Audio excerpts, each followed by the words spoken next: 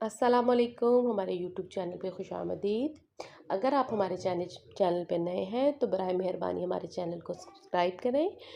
और अगर आपको वीडियो अच्छी लगे तो इसे लाइक भी कीजिए और कमेंट करके हमें अपनी राय से आगाह भी कीजिए।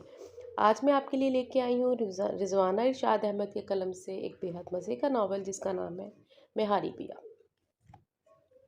शायर के लिए एहसान से बेहतर कोई हो ही नहीं सकता, ये बिस्मा पिया का ख्याल था।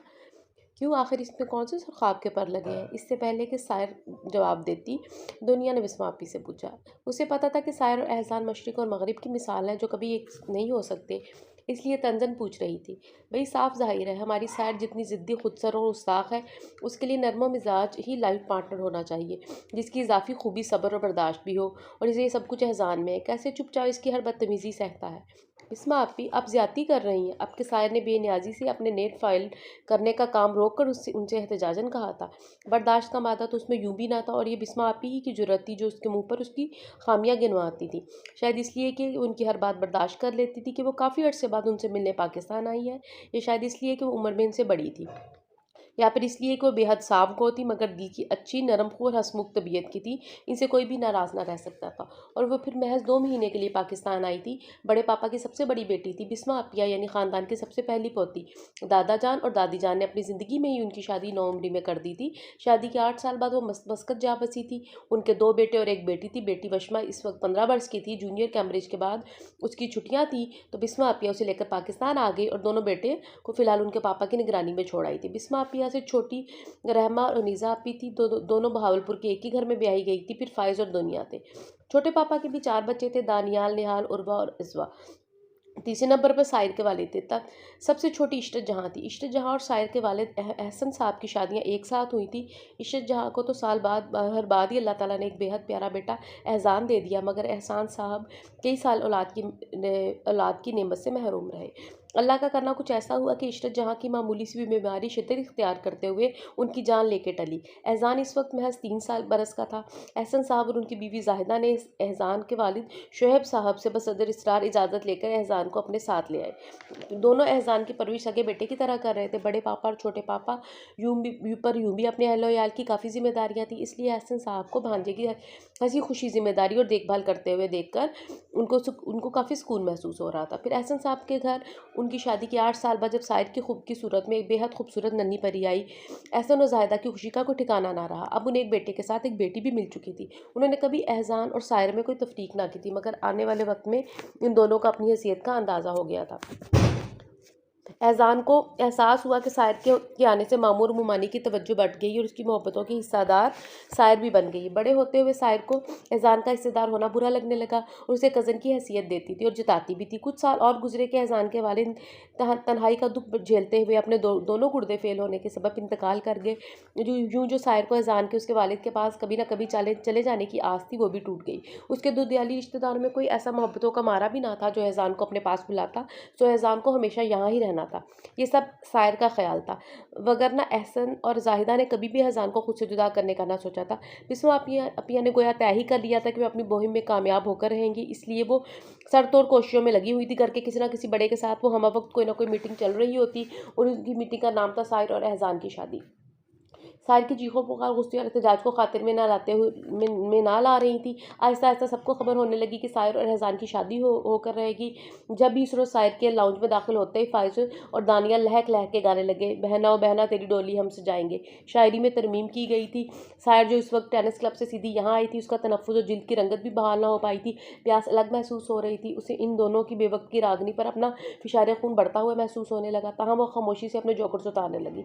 अपनी सुरीली चहकारों का कोई असर ना देखते हुए दानियाल ने एहसान की तरफ रुख किया और बोला, एहसान यार तुम ही कोई ऐसा गीत गाकर सुनाओ कि हमारी साहिर शर्मा जाए। उसके चेहरे पर गुस्से या टेनिस कोर्ट में हरकत की वजह से जो लाली है वो शर्म की लाली में तब्दील हो जाए।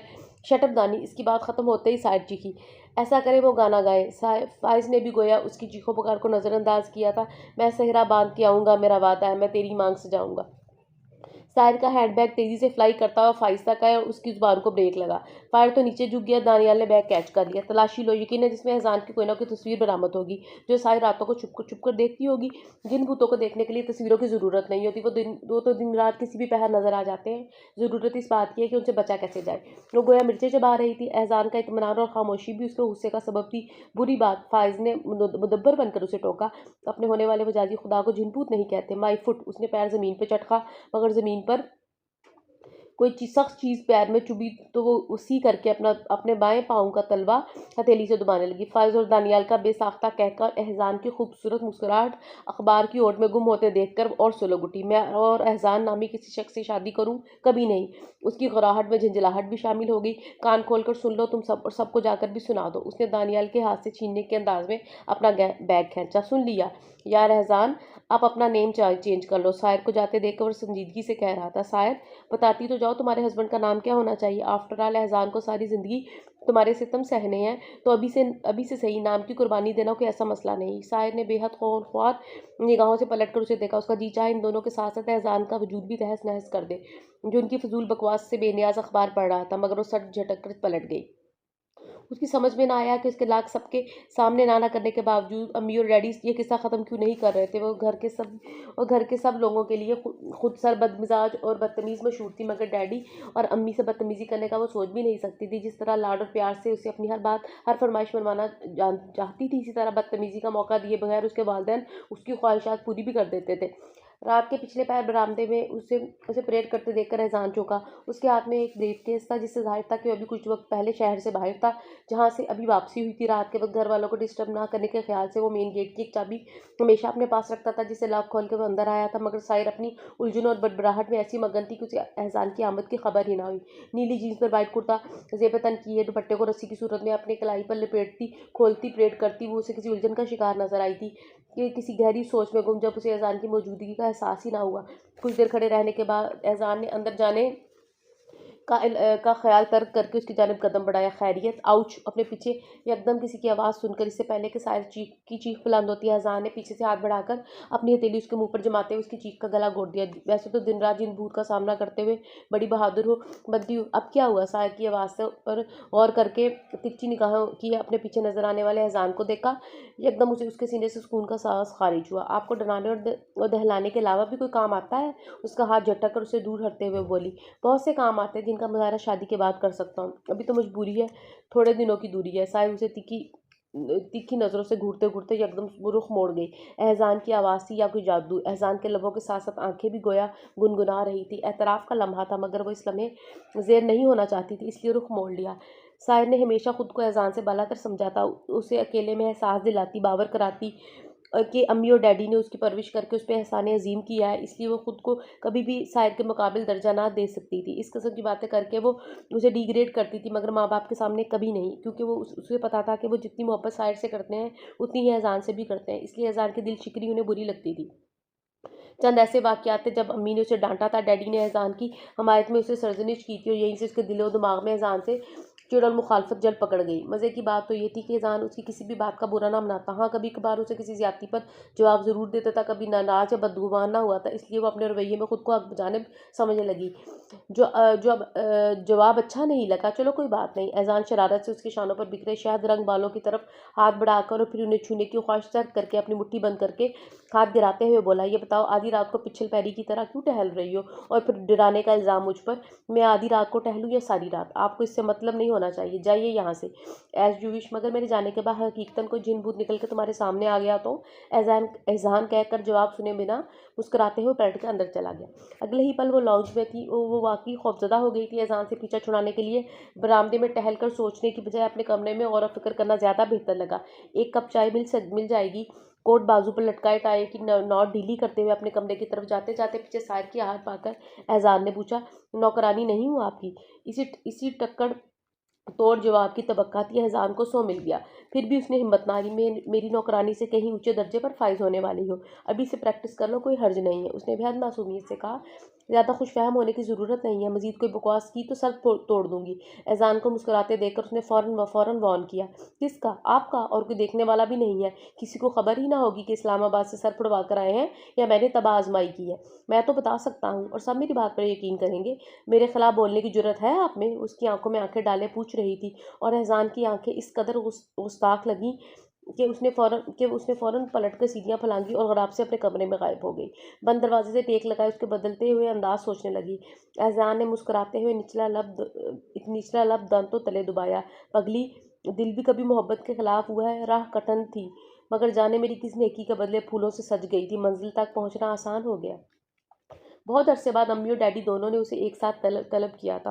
हाँ तो बेटा जी, एक उड़ती हुई खबर सुनी है हमने, आपके अजान के साथ शादी की खबर। क्या ख्याल है आपका? डैडी ने शगुफ्तगी का मुजाहरा किया तो साहिर की हिम्मत बढ़ी कि अब वो आसानी से अपने मौक़िफ़ पर कायल कर सकती है।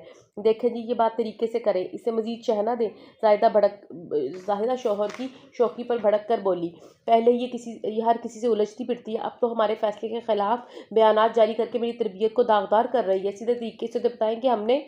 अरे भी बेगम, वही तो बता रहा हूँ। एहसन साहब ने बेगम की बात काटी। शायद जाहिदा के उसे कुछ ख्वाहिश सी हो गई। जाहिदा उसे बहुत प्यार करती थी, नाज नखरे भी उठवाती थी, मगर एक हद तक उन्हें इल्म था कि बेटी को अपने घर भी अपना घर भी बसाना होता है, इसलिए उसे कितनी छूट देनी चाहिए। हाँ तो बेटा साहिर, एहसन उसकी तरफ मतवज्जो हो, तुम्हें इल्म है हमने तुम्हारे लिए एहसान को चुना है, यानी तुम्हारी शादी के लिए। तुम कुछ कहना चाहती हो इस बारे में? डैडी, आपके फैसले में मेरी राय की गुंजाइश है। जाहिदा बड़ी तंदखुन नज़रों से उसे घूर रही थी। उनका घूरना महसूस करके भी डरते डरते वो पूछ बैठी, बिल्कुल क्या है, इसीलिए तो तुम्हें बुलाया है? तो डैडी, मुझे एहसान से शादी बिल्कुल नहीं करनी, वो झट से कह गई। फिर वही, ओहो जाहिदा, बच्ची को बात तो करने दो। एहसन ने नरमी से उन्हें टोका, जिस पर वो बदिक्कत खामोश हुई। सायर, तुमने राय देनी है या इनकार किया है? डैडी, आपने तो राय मांगी थी। वो उनकी संजीदगी से खुज्जल सी हो गई। तो फिर अच्छी बुरी राय दो और फौरन इनकार मत करो। वो डैडी साहब उंगलियां मरोड़ने लगी। उसे समझ में ना आ रहा था कि किस तरह डैड को कायल करे कि वो एहसान से शादी करके उसे शौहर के रूप में कबूल नहीं कर सकती। इन दोनों के बीच जो जहनी फासले कायम हो चुके थे, उन्हें वो कभी ख़त्म नहीं कर सकती। तुम्हें कोई और पसंद है? डैडी ने पूछा तो वो लम्हा भर की ताख़ीर किए बगैर नफ़ी में सर हिलाने लगी। तो फिर एहसान ही तुम्हारे लिए सही है, मगर डैडी वो मुझे अच्छा नहीं लगता। देखो बेटे, बहुत सी चीज़ें हमें अच्छी नहीं लगती, मगर ज़िंदगी गुजारने का लाजमी जुज़्व है, तो हमें अपनी ज़रूरियात पूरी करने के लिए उन्हें इस्तेमाल करना पड़ता है। वो चंद पल खामोश रहे, फिर कहा, मगर चीज़ें और इंसानों में फ़र्क है। जब दो इंसान आपस में मिलते हैं तो उन्हें एक दूसरे को समझना पड़ता है। आई मीन मियाँ बीवी को। जब ये दोनों एक दूसरे को समझने लगते हैं, उनके दरमियान पहले उनसियत कायम होती है और फिर ये उनसियत मोहब्बत में तब्दील हो जाती है। मैं और तुम्हारी अम्मी भी निकाह के बंधन में बंधने के बाद ही एक दूसरे के रूबरू हुए थे, फिर आहिस्ता आहिस्ता ही एक दूसरे को समझा जाना, और आज देखो माशाल्लाह हमें कितनी मोहब्बत है। क्यों जाहिदा? एहसन साहब ने बीवी से तायीद चाही तो उन्होंने जज्बज़ होकर रुख मोड़ लिया। ये उनकी खफगी का इजहार था कि वो बजाय अपने फैसले से सायर को आगाह करने के उसकी सहेली बने इधर उधर की कह रहे हैं। लो, तुम्हारी अम्मी तो खफाई हो गई। चलो, इनकी मर्जी के मुताबिक सीधी बात कर देता हूँ। वो बीवी के मिजाज आशना थे, तभी शरारती अंदाज में बोले। साहिर को अपने फैसले से आगाह करने लगे। हमें यकीन है कि एहसान से बेहतर इंसान तुम्हारे लिए हमें कहीं नहीं मिल सकता। यकीनन ये जुमला बिस्मा आपी ने उनके कान में उंडेला होगा। अल्लाह समझे इनसे। लेकिन डैडी, क्या मैं इतनी बुरी हूँ कि सब मेरे मुकाबले एहसान को अच्छा कह रहे हैं, मुझे डिग्रेड करने की कोशिश कर रहे हैं? ऐसी बात हो तो आप मेरे लिए कोई बुरा इंसान ही तलाश कर लें, मैं उसी के साथ गुजारा कर लूँगी। कुछ बातें दिल में सोचने के बाद उसकी आंखों में आंसू आंसू उभरते हुए उसने शिकवा कर डाला। माहौल कुछ जज्बाती सा हो गया। जाहिदा भी निगाहों में नरमी लिए उसकी तरफ मुतवज्जा हुई, जबकि एहसन साहब कह रहे थे, ओह सायर, बुरी बात, कितनी बार कहा है, बात बात पे रोना बुज़दिली और कम हिम्मती की निशानी है। तुम तो बहुत ही अच्छी और बहादुर बेटी हो, इसलिए हमने अपनी बहुत ही अच्छी बेटी के लिए एक बेहद अच्छे बेटे का इंतखाब किया, ताकि हमारी इकलौती बेटी हमेशा हमारी नज़रों के सामने रहे। अब एहसन ने असल बात कही थी। सायर रोना भूलकर उन्हें ताज्जुब से देखने लगी। तो ये वो वजह है मेरी एहसान से शादी करवाने की? उसने सोचा, तुम्हारे साथ एहसान एहसान की परवरिश और तरबियत भी तुम्हारी माँ के हाथों में हुई है, और हमें तुम दोनों पर फ़ख्र है। अगर तुम अपनी तासुब के ऐनक उतार कर एज ए लाइफ पार्टनर उस पर गौर करो, उसे समझो, तो यकीनन तुम्हें एहसान के साथ पर फ़ख्र होगा। उसके सर पर हल्की सी चिपत लगाकर आखिरी जुमला कहते ऐसन एक बार फिर शरारती हो गए थे। अब बस भी करे। जाहिदा ने शोर को फिर पटरी से उतरते देख के टोका। तुम जाओ साहिर। उन्होंने फ़ौरन से बेशतर साहिर को भी जाने का कहा और एहसन को तिखी निगाहों से घूरने लगी, जिस पर वो हंस पड़े। वो ऊंधे मुंह बिस्तर पर पड़ी हुई थी। बिस्मा आपी कई बार दस्तक देकर उसे खाने के लिए बुला चुकी थी, लेकिन वो टस से मस ना हुई। जानू जो होना था वो हो गया। हो गया। आपके आपके बिस्मा आपकी दस्तखत देकर चले जाने के बजाय अंदर उसके पास आ गई। यूं रू रो के खाना छोड़कर क्यों अपनी खूबसूरती को गहन लगाती हो? लड़कियां तो ऐसे मामला तय होते ही हवाओं में उड़ने लगती। एक तुम हो, चेहरे पर 12 बज रहे हैं, तुम्हें तो सज धर कर शहजादी की आन बान से एहसान के हमरा जाना चाहिए। बिस्मा आपी, आपने अच्छा नहीं किया है मेरे साथ। बिस्मा आपी की शोखी ने गोया उसके जख्मों को फिर से टीस दी थी। जब भी वो अपने सते हुए चेहरे के पर हाथ फेरकर सीधी होते हुए उनसे शिकवा करने लगी, मुझे एहसान अच्छा नहीं लगता, ना उससे मेरी जहनी हम आहंगी है। तो जब मेरे सामने आता है न जाने क्यों मुझे उस पर बेहद गुस्सा आता है। और फिर मैं वो मासूमियत से कहती, खामोश होगी माय डियर सिस्टर। जिससे हम जितना ज़्यादा इख्तलाफ रखते हैं उसी से शदीद मोहब्बत भी होती है। बसा औकात हमारे गुस्से और इख्तलाफ की ओर में छुपी मोहब्बत ज़रा देर से जाहिर होती है। बिस्मा आपिया ने उसकी बात काट कर अपना तज्जिया पेश किया तो वो फौरन बोली, जी नहीं, ऐसा कोई मामला नहीं है, बस मुझे उनसे चिढ़ है। बिस्मा आपिया ने उसकी हठधर्मी को देखा तो हंस पड़ी। नहीं ऐसा मामला तो नहीं, ऐसा तो जल्दी हो जाएगा। आओ खाना खाएं। वो लोग तो मज़े मज़े के खाने खाने के लिए के बाद कोल्ड ड्रिंक से भी लुत्फ़अंदोज़ हो रहे होंगे। उन्होंने ज़बरदस्ती उसे उठाया और डाइनिंग टेबल तक ले आई और वो करीबी हाथ में वॉश बेसिन पर मुंह धोने लगी। एहसान के साथ तुम भी चली जाती तो अच्छा था। इसके बाद तो मेरा ख्याल है तुम्हें उससे पर्दा करना चाहिए। बिस्मा भी अपनी दुही धुन में फिर से छेड़े जा रही थी और तो वो गोया नींद चबा रही थी। नाम मत ले मेरे सामने इस शख्स का, अदब से जिक्र करो एहसान का, आखिर वो तुम्हारा। बिस्मा अपी, अगर आपने टॉपिक बंद नहीं किया तो मैं खाना खाए बिना ही चली जाऊंगी। उसने धमकी दी। मूड बुरी तरह ख़राब हो चुका था तो बिस्मा ने हार मानते हुए उसे खाने का इशारा किया और वो बुरे बुरे मुंह बनाती खाने लगी। अभी आधा घंटे पहले ही तो फाइज उसके कमरे में आया था। हम सब रेस्टोरेंट जा रहे हैं, चलो फटाफट तैयार हो जाओ। उसने सोगवार बैठी साहिर को लालच दिया था। हमेशा साहिर ही तमाम कज़न से लड़ झगड़ के ताने देकर होटलिंग की फरमाइश मनवाती थी और कज़न को मानना भी पड़ती क्योंकि किसी की कोई ना कोई कमज़ोरी उसके हाथ होती थी। मुझे नहीं जाना। साहिर को पता था आज शाम ही में घर के तमाम बड़ों की जो मीटिंग हुई है उसमें क्या क्या बम ब्लास्ट किया गया है। जब भी तो वो अपनी बेकदरी का सोग मना रही थी, पता नहीं क्यों जाहिदा को उससे दुश्मनी हो चली थी। अभी तो उससे बड़ी दुनिया और उससे छोटी उर्वा और इज़ा भी मज़े से आज़ाद फिर रही थी और उसे 15 दिन बाद ही अजान की कैद में दे दिया जाता। उफ, वो उसके साथ कैसे रहेगी? जब से अम्मी ने इतला दी थी तब से सोच सोच और उसके सर में दर्द हो रहा था। और तब से ही तीनों ने मारे खुशी के पूरे घर में शादियाने बजा दिए थे। यकीनन ट्रीट भी अजान से ली जा रही थी। मुझे पता था तुम यूं ही नखरे दिखाओगी। बुलाता हूँ तुम्हारे नखरे उठाने वाले को। फाइज ने अगले ही पल अपने सेल पर नंबर पुश किए। हाँ एहसान यार, साहिर के रूम में आओ, वो तुम्हें याद कर रही है। क्या? वो चीखी। निकलो, दफ़ा हो मेरे रूम से वरना टांगे तोड़ दूंगी। साहिर जबरन फाइज को धक्के देकर निकाल रही थी जब ही एहसान खुले दरवाजे से अंदर आ खड़ा हुआ। साहिर ने खूरखान निगाहों से उसे भी घूरा। एहसान मेरे भाई, तुम मुस्तकबिल के लिए एक और अस्पताल हायर कर लो। अभी तो टांगे तोड़ने की तरफ धमकी दी जा रही है और वो भी मेरी मौजूदगी में। आइंदा बंद कमरे में तुम्हें न जाने किस तरह ठोंक बजाएगी। अल्लाह तुम पर रहम करे। मुझे भी तुमसे हमदर्दी है। फाइज उसके धक्कों से बचते हुए जल्दी जल्दी बोल रहा था। साहिर का चेहरा सुर्ख हो गया। फाइज, मैं क्या कह रही हूँ, दफ़ा हो जाओ यहाँ से। अच्छा मैं चला जाता हूँ मैडम, मगर एहसान को तो यहाँ रहने की इजाज़त है ना। आफ्टर ऑल मैं कहती हूँ तुम सब दफ़ा हो जाओ। वो फनकारी, किसी अरे गैरे की यहाँ रुकने की ज़रूरत नहीं, समझे। उसने फाइज को बाहर धक्का दिया था फिर एहसान की तरफ पलटी। अंदाज ऐसा था अब गोया कह रही है अब तुम भी निकलो, हम सब अवारी जा रहे हैं डिनर के लिए, तुम चल रही हो। इतने सुकून से पूछ रहा था जैसे साइड से उसके बड़े खुशगवार ताल्लुकात और वाबित थे। उसे समझ नहीं आता था कि जब वो उस पर चीखती चिल्लाती थी, अपना तनफ़ुर ज़ाहिर करती थी, तो एहसान उसके सामने इतने सब्र और सुकून का मुज़ाहरा किस तरह कर लेता। और ठंडे मिजाज का था, मगर ऐसा भी क्या, उसके सुकून से सब कुछ सुन लेने पर सर को गुस्सा आता था। अभी भी वो कुछ देर शर्बार नज़रों से उसे तकती रही, फिर बोली तो गोया चबाकर, मेरा रवैया देखने के बाद भी आपको मेरे जवाब की ज़रूरत है। नेवी ब्लू शलवार कमीज़ में धमकता चेहरा गुस्से से और भी अच्छी लग रही थी। हाँ वो हाँ, हनूस से पुरसुकून जवाब आया। डार्क ग्रे ड्रेस पैंट और वाइट शर्ट में एहसान का 6 फुट से निकलता लंबा कद, चौड़ा सरापा, घने बाल, सिल्की बाल, सुर्ख सफ़ेद रंगत, खड़े नकूश और घनी घनी तिरछी हुई मूछें, तले उभरे हुए लब जो हमेशा मुस्कुराते हुए महसूस होते थे। देखा जाए तो एहसान की वजाहत भी नज़रअंदाज किए जाने के लायक ना थी। साहिर को जो उससे परखाश थी उसने साहिर को कभी उसके अज़ान को अच्छे से देखने भी ना दिया था। अज़ान के मुस्कुराते लब उसे अपना मज़ाक उड़ाते हुए महसूस हो रहे थे। यूँ ही वो उसके ठंडे मिजाज से और चिढ़ जाती। इस वक़्त भी उसने पूरी ताकत सरफ़ करके अज़ान को 2 कदम अपने धक्का देकर अपने कमरे के दरवाज़े से बाहर किया। ये है मेरा जवाब, कहकर वो धड़ से कमरा बंद कर लिया। इतनी ही कोशिश में ही उसका तनफ़्फ़ुस बेकाबू हो चुका था। उस पे अज़ान के वजूद से उठती कलोन की दिलफ़रेब महक जो धक्का देते हुए उसके करीब से उठी थी। दिल करीब से और दिलो दिमाग ज़हन पर गिरफ्त कर ली थी। वो दरवाज़े से टेक लगाए वो लंबी-लंबी साँसें भरकर खुद को पुरसुकून करने लगी। बड़े बेआबरू होकर तेरे कूचे से हम निकले। बाहर गालिबन साहिर, दानियाल और निहाल तीनों ही थे जो कोर्स में शेर पढ़कर अज़ान का मज़ाक उड़ा रहे थे। बावजूद कोशिश के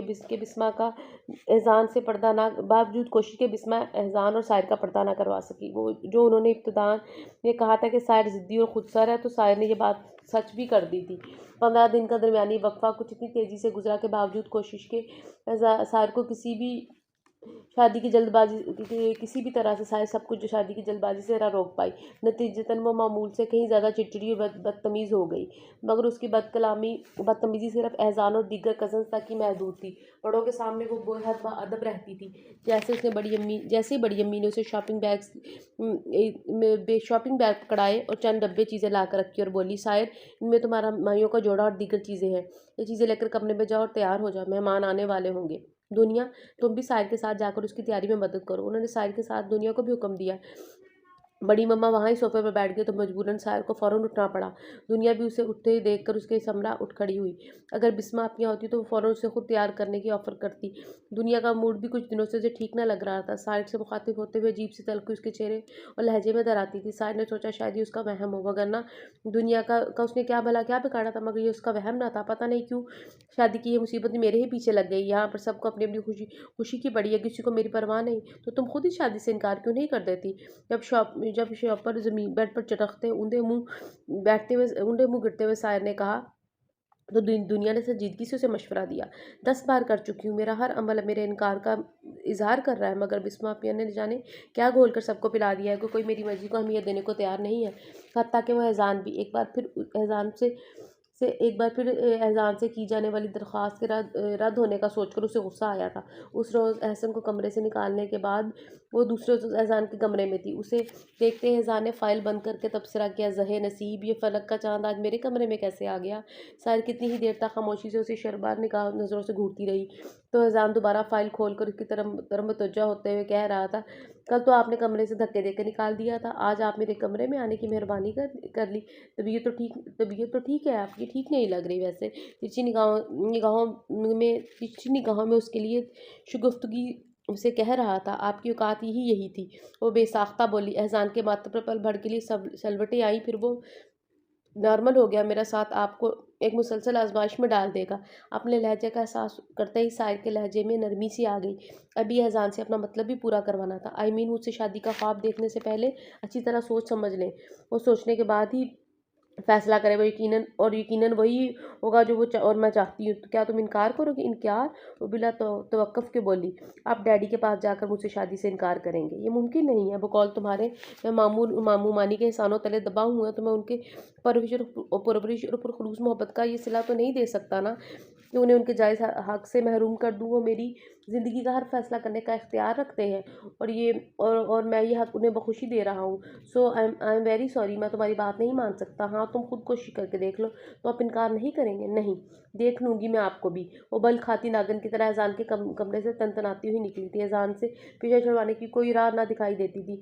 ये सब किया तरह बिस्मा अप्पिया का है। वो एक बार फिर बिस्मा पे झुंझलाई थी। हाँ, हमारी अप्पिया को भी तुम्हारे अलावा कोई और इस घर में नज़र ना आई एहसान के लिए। दुनिया बेड से साहिर कमाइयों का जोड़ा निकालते हुए सरसरी सा बोली, मगर उसके लहजे में कुछ था कि साहिर ठिठक कर उसे देखने लगी। कोई शिकस्तगी या कसक की आँच तो क्या दुनिया? एक शक ने फिर जन्म लिया। मगर कोई और में तो उर्वा और अज़वा भी आ जाती हैं। Forget it. उसने सर को हल्का सा झटका दिया और अपना सूट दुनिया के हाथ से लेकर वॉशरूम में घुस गई। उसके अपने ही मसाइल कम थे कि वो किसी और की सोच पड़ती और अपना दिमाग ख़राब करती। पूरी सज धज के साथ वह अज़ान के बराबर में स्टेज पर बैठी थी। यहाँ बारात लाने और बारात के ले जाने का कोई मसला ना था। एहसान की तरफ से शादी की तमाम तर जिम्मेदारियां बड़े पापा और बड़ी मम्मा ने उठाई थी। दीगर कजन्स और रिश्तेदार अहबाब का जब जी चाहता दुल्हन वाले बन जाते और कभी दूल्हा वाले बन जाते। यूँ हंसी खुशी तमाम रसूमात हो रही थी। उज़्वा सायर के बालों में गजरा ठीक कर रही थी। सायर को आज आज के दिन भी वो किसी न किसी बात पर गुस्सा आ रहा था, जिसकी बिना पर बिस्मा अपिया ने कुछ देर पहले ही उसे झाड़ पिलाई थी। तभी वो मुंह बसूरे खामोश बैठी थी। ड्रेसिंग रूम की खिड़की से उसे गाहे बगाए एहसान पर तेज़ निगाहें डाल लेती थी। तो पूरी तैयारी के संग दूल्हा बना फ्रेश मूड में बैठा था। चलो भाई, गैर ज़रूरी लोगों साइड में हो जाओ, काजी साहब तशरीफ़ ला रहे हैं। दानियाल बूट की धमक के साथ गोया हुआ इज़्ज़ा के हाथ से गजरा छूटकर साहिर की गोद में गिर गया। आप तो इस तरह शोर मचा रहे हैं जैसे काजी साहब के बजाय तूफान आ रहा है। इज़्ज़ा वैसे ही कमज़ोर दिल थी, छोटी छोटी बातों पर घबरा जाने वाली। काजी गोवा और वकील को एहसन साहब के हमरा आते देखकर उसने साहिर को फ़िल वक्त गजरा लगाने का इरादा मौखर कर दिया और अभी आती हूँ कहकर कमरे से बाहर चली गई। हम निकाह नामे में एजान का नाम क्या होना चाहिए यार? तुमने कहा था कि एजान नामी किसी शख्स से तुम शादी नहीं करोगी। मेरा ख्याल है एजान का नाम बदल कर तवाज़ुन रख दिया जाए।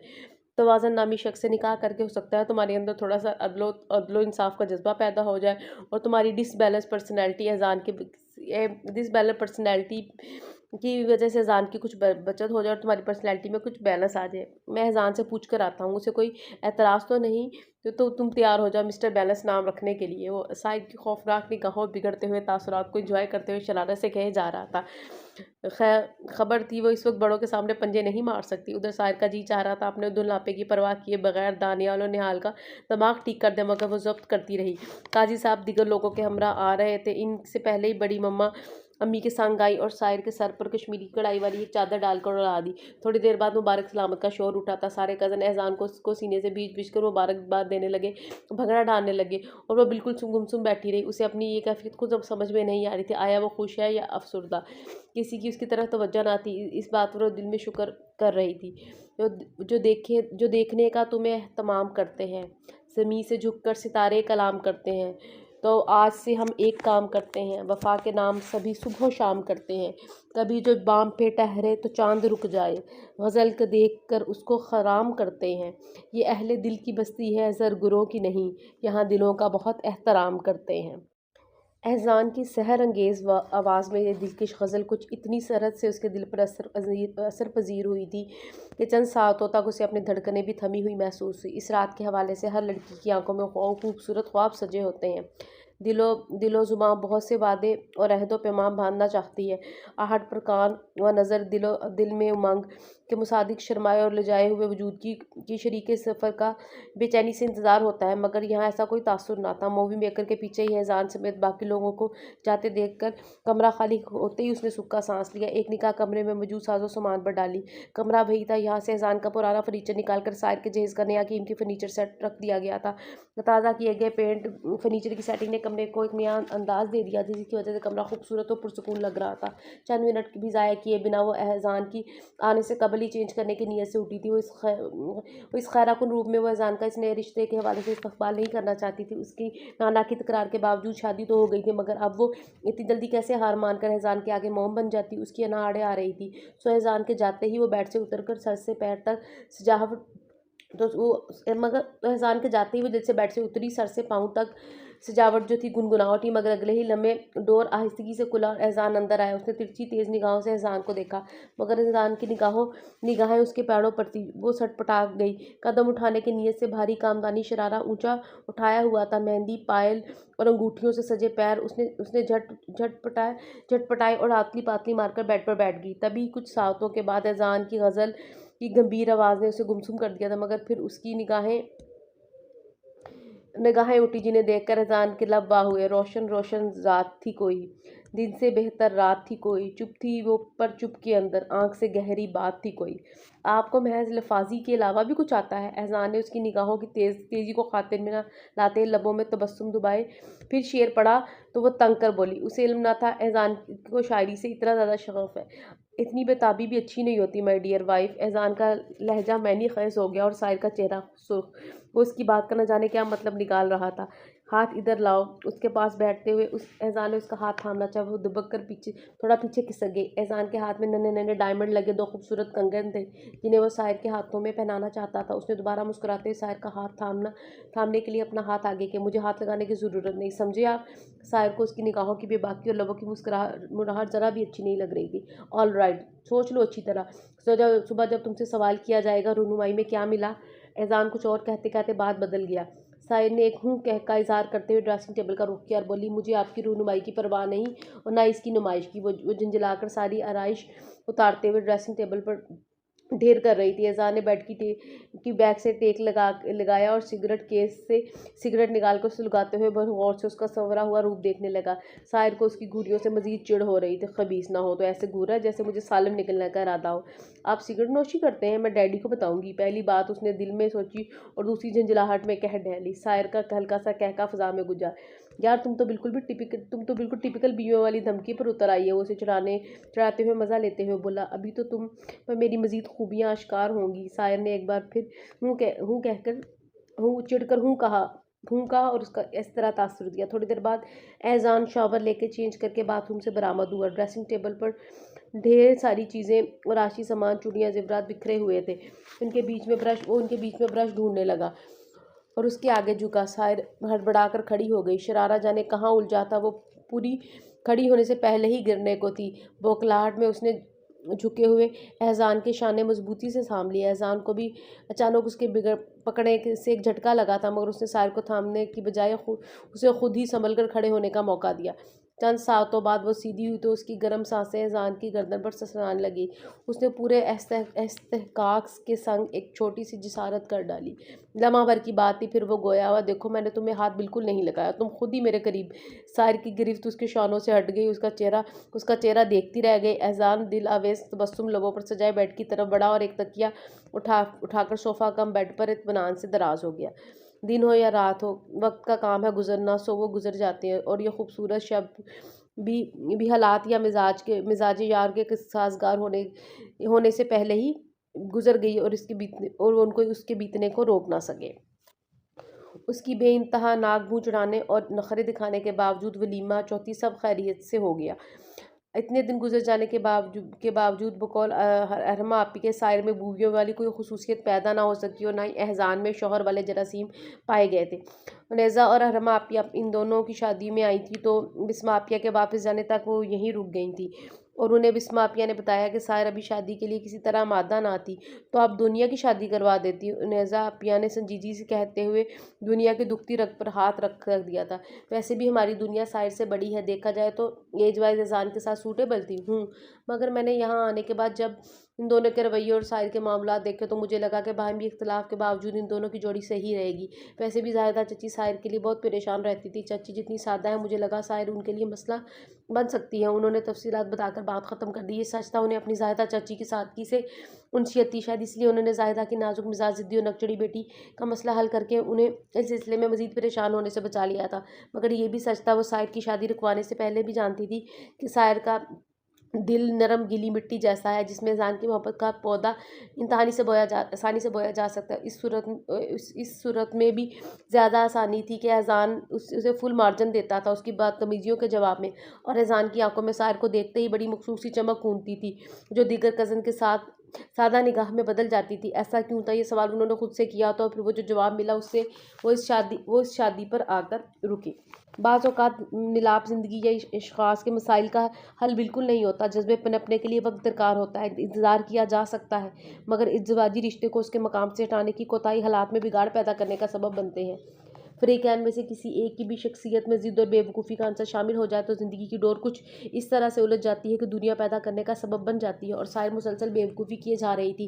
पहली शब की लम्हा भर की ही सही जिसारत के बाद वो अगली शब एहजान के कमरे में सोने की हिमाकत ना करने के ख्याल से अपना पुराना बेडरूम खोल कर अंदर दाखिल हुई तो दरो दीवार से अपनायत के एहसास से इसकी आंखें नींद से कुछ और बोझल होने लगीं। जैसे तैसे उसने रवीले का लिबास और ज्वेलरी उतार कर ड्राई ड्रेस पहना और मेकअप साफ किए बिना ही अपने बिस्तर पर गिरी तो लम्हा भर में नींद की आगोश में जा पहुंची। फिर किसी के झुझोड़ने पर मुश्किल उसने आंखें खोली थी। एहजान उस पर झुका उसे जगा रहा था। क्या क़यामत आ गई, बेजारी से कहकर करवट लेने के बावजूद उसकी हिस्सियात बेजार हो गई थी। एहजान उसके कमरे में क्या कर रहा था, उसने सोचा और अपनी याददाश्त को कोसने लगी कि दरवाज़ा लॉक करके क्यों ना सोई। क़यामत अभी नहीं आई, मगर तुम सुबह यहाँ पर सोई तो छोटी मोटी क़यामत तो आ ही सकती। उठो, अपने कमरे में चलो। एहजान ने उसे सीधा करते हुक्म दिया था। आप भूल रहे हैं ये मेरा कमरा है। तुम भूल रही हो कि अब तुम मिसेस एहजान और मेरा कमरा तुम्हारा भी है। अभी तो किसी को तुम्हारे यहाँ सोने का इल्म नहीं, मगर देखो तुम्हारी आज रात जैसी बेवकूफ़ियों की वजह से कोई मुझ पर उंगली उठाए, ये मेरे लिए क़यामत का ही किस्सा होगा। जिसकी मैं तुम्हें बिल्कुल इजाज़त नहीं दे सकता। दिन दिन में तुम जो भी करो, लेकिन रात तुम्हें हमारे कमरे में ही रहना होगा, चाहे इसे मेरा हुक्म समझो या माई फुट हुक्म हूँ।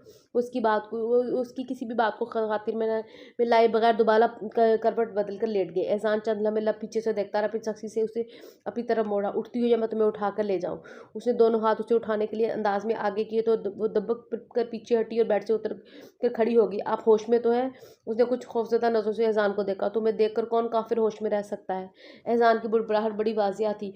उसकी आंखों की सुर्खी बड़ी अजीब सी थी और निचला लब का कोना दांतों तले सख्ती से दबा हुआ था। चलो उसके हुक्मिया इसरार पर सारे को लगा, अगर वो खुद ना गई तो वो हकीकतन उसे उठाकर ले जाएगा। सो उसने खामोशी मदर मदर बेदिली से कदम उठाए और उसके साथ चल पड़ी। एहसान उसे कमरे में छोड़कर वॉशरूम में गया तो तकरीबन घंटा भर बाद ही शावर की आवाज़ बंद हुई थी। वो बात लेकर तौलिए से बाल खुश करता बाहर आया तो वैसे ही बैठी हुई थी जैसे उसे छोड़कर गया था। तुम सही नहीं? ड्रेसिंग टेबल के आगे खड़े होकर बालों में ब्रश करते सवाल किया तो आईने में उसे और देखा। तुमसे मतलब वो तिलतिमाया हुआ जवाब मिला। गुस्से में तुम और आपका फ़र्क भूल जाना अच्छी अलामत नहीं है। एहसान को हंसी आई थी। फिर वो मैंने खजी से बोला, तुम्हारे सारे मतालिब और फ़वाइद मुझसे ही वाबस्ता हैं। करीब आकर समझना चाहो तो हिजर करते या कोई विसाल गवारा करते, हम बहरहाल बसर ख्वाब तुम्हारा करते। एक ऐसी भी घड़ी इश्क में आई थी कि हम ख्वाब को हाथ लगाते तो सितारा करते। अब तो मिल जाओ हमें तुम के तुम्हारी खातिर, इतनी दूर आ गए दुनिया से किनारा करते। एहसान बेहद शौख और दिलफरेब लहजे में उबैदुल्लाह अलीम की गज़ल कहता उसके करीब आया था। लफ्ज़ और लहजे में इजहार भी था, इसरार भी था। सार का दिल ज़ोर ज़ोर से धड़कने लगा। उसके पास आके खड़ा होने पर लम्हा भर को वो पसीने पसीने हुई और बेचैनी से उठ खड़ी हुई। खौफ की बेचैनी नहीं थी, क्या था वो समझ नहीं पा रही थी। डरो मत, तुम्हारी इजाज़त के बगैर तुम्हें हासिल करना हमारे अटूट रिश्ते और मेरे जज्बों की तौहीन होगी। उसकी हालत ज़ार देख कर लफ्ज़ों के संग बरसाता सायर के करीब बेड के सहारे रखे सिगरेट केस और लाइटर को उठाकर लंबे लंबे ढक भरता टेरेस की तरफ खुलने वाला दरवाज़ा खोलकर बाहर टेरेस पर निकल आया। पिछली शब शायर ने खौफ और वहम के तहत जाकर गुजारी थी और इस शब शायर जी भरकर गहरी नींद सोई। टेरेस पर मौजूद एहसान जाकर सिगरेट के धुएं में गुम रात के इस शहर से बचने की सही करता रहा और सही में कामयाब होकर वो आइंदा के लिए भी खुद को बेहद मजबूत कर चुका था। एहसान की तरफ से इजाज़त मिलते ही शायर की वही रोज़मर्रा की रूटीन शुरू हो चुकी थी। सुबह देर से सोकर उठती, अपनी मर्जी से खाना पीना, फ्रेंड्स और कज़न से गपशप, टीवी के आप सामने बैठकर टीवी सर्चिंग करना या मूड हुआ तो मुख्तलिफ लोशन वगैरह सामने रख के स्किन केयर मसाज करना। शाम में टेनिस क्लब या लॉन में किसी न किसी साथ मिलकर रैकेट और बॉल से उलझते रहना। जब तक बिस्मा आती थी उसे टोकती, उससे एहसान का कोई ना कोई काम करवाती, नसीहतें करती थी क्योंकि जाहिदा उसके मामलात देखकर बदहवास हो रही थी। शादी के बाद इस लड़की का ये हाल था, कब और कैसे सुधरेगी? तुम इसे अच्छी तरह समझा कर जाओ। उन्होंने बिस्मा की मिन्नत की थी। ज़ाहिदा खुश थी कि एहसान जैसा हीरा लड़का उनका दामाद बना है, मगर फ़िक्रमंद भी थी कि शायर से उसे खुद से बदज़न करने पर तुली थी। आप और डैडी शादी करना चाहते थे ना, मेरी शादी हो गई, डेट्स इट। अब मेरी मर्ज़ी भी जैसे रहूँ रहने दें। एक रोज़ ज़ाहिदा के समझाने पर उसने संजीदगी से जवाब दिया था। ज़ाहिदा उससे बेनियाज़ और रूठी हुई नज़र आती थी, मगर दिल से उसे बहुत चाहती थी, इकलौती थी, इसलिए बाप की भी बेजा हिमायत और मोहब्बत हासिल थी। वो नहीं चाहती थी कि उसके प्यार का वजह इज़हार करके उसे सर चढ़ा दे, इसलिए वो बरहम होकर उससे कोई ना कोई बात मनवा लेती थी। इस तरह वो कर भी देती थी और इसलिए उन्होंने कोई ज़्यादातर काम बिस्मा को सौंपा के वो उसे ये सब समझा दे, जो परदेश जाकर फ़ोन पर भी उसके कान खींचती रहती थी। सुबह जल्दी उठने की आदत डालो, अज़ान के लिए ऑफिस जाने में मदद करो, उसके साथ बैठकर नाश्ता करो, बल्कि जब भी मौका मिले उसके साथ बैठकर खाया पिया करो। इससे दोनों में मोहब्बत बढ़ेगी। हाय अल्लाह, मैं भर पाई ऐसी मोहब्बत है जिसका इजहार एहसान करते हैं। उसने बिस्मा अपिया का मशवरा सुनकर दिल पर हाथ रखकर सोचा। उसे एहसान का शायराना इजहार याद आया था। एहसान के छोटे मोटे सब काम अपने हाथ से किया करो, इस तरह उसके दिल में तुम्हारी कदर और अहमियत होगी। मैं उनकी नौकरानी थोड़ी हूँ, मुलाजिम किस बात की तनख्वाह लेते हैं। हस्ब मामूल उसने सोचा था। ऐसे मशवरे वक्तन वक्त बिस्मा अपिया उसके कान में उड़ेलती रहती थी, मगर उस पर असर न होता था। सुबह एहसान के ऑफिस जाने के वक्त वो यूँ ही होती। शाम में जब वो थका हुआ रहा था, लाउंज में बैठी अपनी किसी एक्टिविटी में मसरूफ़ होती या लॉन में रैकेट हाथ में लिए खेलती पाई जाती। खेल में साथ देने को घर के लड़के ना सही, पड़ोसियों के बच्चे भी बहुत थे, सो वो मगन रहती। हाँ, चलते फिरते दुआ सलाम हो जाती थी। आज एहसान ने ऑफिस आने के बाद उसे कमरे में तलब किया, क्योंकि एहसान का पैगाम देने वाली बड़ी मम्मा थी। सो वो शराफत से लाउंज में कारपेट पर फैलाई हुई सीडीज छोड़कर कमरे में आ गई। इस वक्त उसका कार्टून सीरीज देखने का मूड था, मगर एहसान ने कहा, एक कप चाय और 2 सरदर्द की टैबलेट ले आओ प्लीज़। ओ माय गॉड, कितनी बार आपसे कहा है, मैं आपकी बीवी हूँ, नौकरानी नहीं हूँ। चाय की फरमाइश आप रानों से भी कर सकते हैं। वो कहते हुए इजी चेयर पर बैठ के, इतला देने का शुक्रिया, बीवी के फरमाइश से अब भी आप भी थोड़ी बहुत वाकिफियत हासिल कर लें तो मुझे खुशी होगी। रही बात चाय की, सरवट की बजाय अपने वाइफ के हाथों बनी मज़ेदार चाय पीने से लम्हों में जिस्मो जान की थकन उतर जाएगी। ऐसी ही तवक्कुआत रखनी थी मुझसे, तो शादी करने से पहले सोचना चाहिए था आपको। एहसान के सामने वो सामने से गुजरते हुए एक लम्हा भर को खटका था। दिलो दिमाग में अपने सामने कोई ऑप्शन रखना ही नहीं, दिल अपने सामने, दिमाग अपने सामने कोई ऑप्शन रखना ही नहीं चाहता था। मनचाही नेमत मिल जाए तो उससे बड़ी और नेमत क्या होगी। ये मेरी कम नसीबी के दिल पर हाथ रखने वाली तो मिल गई, मगर दिल की ख्वाहिशों से अनजान है। बात बड़ी दो जूम आईनी थी। एहसान ने जूते उतार कर रैक में रखे, मोजे वगैरह मोजे बगैर धुले हुए कपड़ों के बॉक्स में डाले और कमरे के कोने में लगे वॉश बेसिन से हाथ मुंह धोने लगा। अब बेड पर अपना पड़ा कोट उठाकर हैंग करने लगा। साहिर को लम्हा भर के लिए एहसास हुआ कि जो काम उसके करने के वह एहसान खुद सर अंजाम देता है। एनीवे, मैं रानों के हाथे चाय भिजवा देती हूँ। उसने एहसान की लू देती निगाहों से और बातों से राह फरार इख्तियार करनी चाहिए। अगर दिल की ख्वाहिश समझ सको तो मेरी फरमाइश अपनी जगह मौजूद है। एहसान ने साहिर की कलाई थाम कर उसे जाने से रोका था। मुलाजमा चाय ज़रूर पिलाएगी, मगर वाइफ की तरह दिल पर हाथ रख के रूह की थकन तो नहीं उतार सकती। एहसान प्लीज़ इस तरह की बातें घुमा फिरा कर ना किया करे।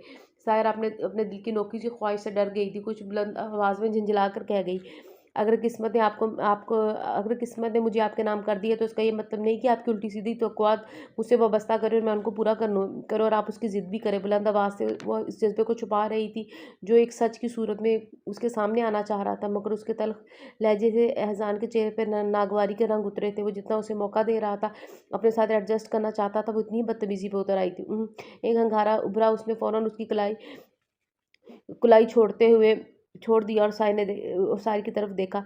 तुमने ये राब्ता रखा, ना मिले हो ना फासला रखा। संजीदगी से शेर पढ़ते हुए एहसान ने उसकी कलाई छोड़ दी और अपने गले से बंधी टाई का फंदा निकालकर शर्ट के बटन खोलने लगा। साहिर कलाई छोड़ते ही उसके पड़े हुए शेर के नज़रअंदाज करती तेजी से कमरे से बाहर दौड़ गई। और हाँ, जो चीनी पत्ती मैं इस्तेमाल करती हूँ चाय के लिए, वही रानो भी इस्तेमाल करेगी। टैबलेट के साथ उसकी लाई हुई चाय पीकर आराम करें, अफाका होगा, कहते हुए दरवाजे से उसी जन गायब होगी। उफ, कब मोम बनेगी ये पत्थर लड़की। एहसान ज़ेरे लब मुस्कुराया। उस पर मामी का प्रेशर था कि उसे जिम्मेदारियों का एहसास दिला, तो उन्हें बिला वजह से इतनी ढील ले रखी है। वो शादीशुदा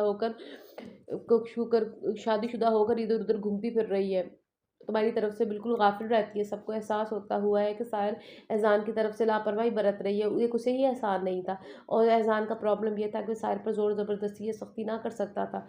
वो नोखेज़ कलियों जैसी सुबक रूसी नरम नाजुक सायर नखवत से मिर्चें चबाती ही उसे अच्छी लगती थी। वो उसकी थी, इसलिए खुले लफ्ज़ों में उससे अपने जज्बों का इजहार करना उसे मायूब नहीं लगता था। हाँ, शादी से पहले वो अपने जज्बे छुपा कर रखने के फ़न से बखूबी आगाह था। बाशऊर होने के बाद से उसने खुद से चिढ़ने वाली खूबसूरत और चंचल सायर की मोहब्बत दिल के नहाल खानों में छुपा कर रख कर उसे चाहा था। ये बात शादी से पहले वो उसे बताने का सोच भी नहीं सकता था, जब तक एक ख़ास हक़ हासिल ना हो। मोहब्बत में वो बेख्तियार होना उसे पसंद ना था। अभी हक़ हासिल हो गया तो साहिर हाथ नहीं आ रही थी। एहसान और साहिर की शादी में ही किसी को नीली नीली सी आंखों और सफ़ेद रंगत वाली ईज़ा इतनी भाई के उससे ने घर की दहलीज ही पकड़ ली। लड़का छोटे पापा के दोस्त का बेटा था, उम्र में ईज़ा से कुछ बड़ा था, मगर ना किसी किस्म की खामी ना थी। यहाँ मसला ये था कि ईज़ा सबसे छोटी थी, FSC कर रही थी, आगे उसकी तालीम के कई साल थे। अभी से उसे डिस्टर्ब करना मुनासिब ना लग रहा था। फिर उससे बड़ी दुनिया और उर्वा भी थी। छोटे पापा ने बहुत कोशिश की वो कि दुनिया या उर्वा से ही अहमद की निस्बत ठहरा दी जाए, मगर अहमद को ईज़ा से ही शादी करनी थी। 100 लोगों ने इकरार करवा के ही दम लिया। ये क्या, पहले एकदम अचानक ही बलम ब्लास्ट कर दिया कि साहिर को कोई शादी, अब मेरे पीछे पड़ गए। ईज़ा मुँह फुलाए नाराज़गी का इज़हार कर रही थी। अंदर उसके ससुराली और घर वालों की बड़ी मीटिंग हो रही थी। उधर लॉन में एहसान के अलावा सारी यंग जनरेशन मौजूद थी। दुनिया और उर्वा भी तो है, उनके लिए क्यों ना सोचा, मेरा क्या जिक्र।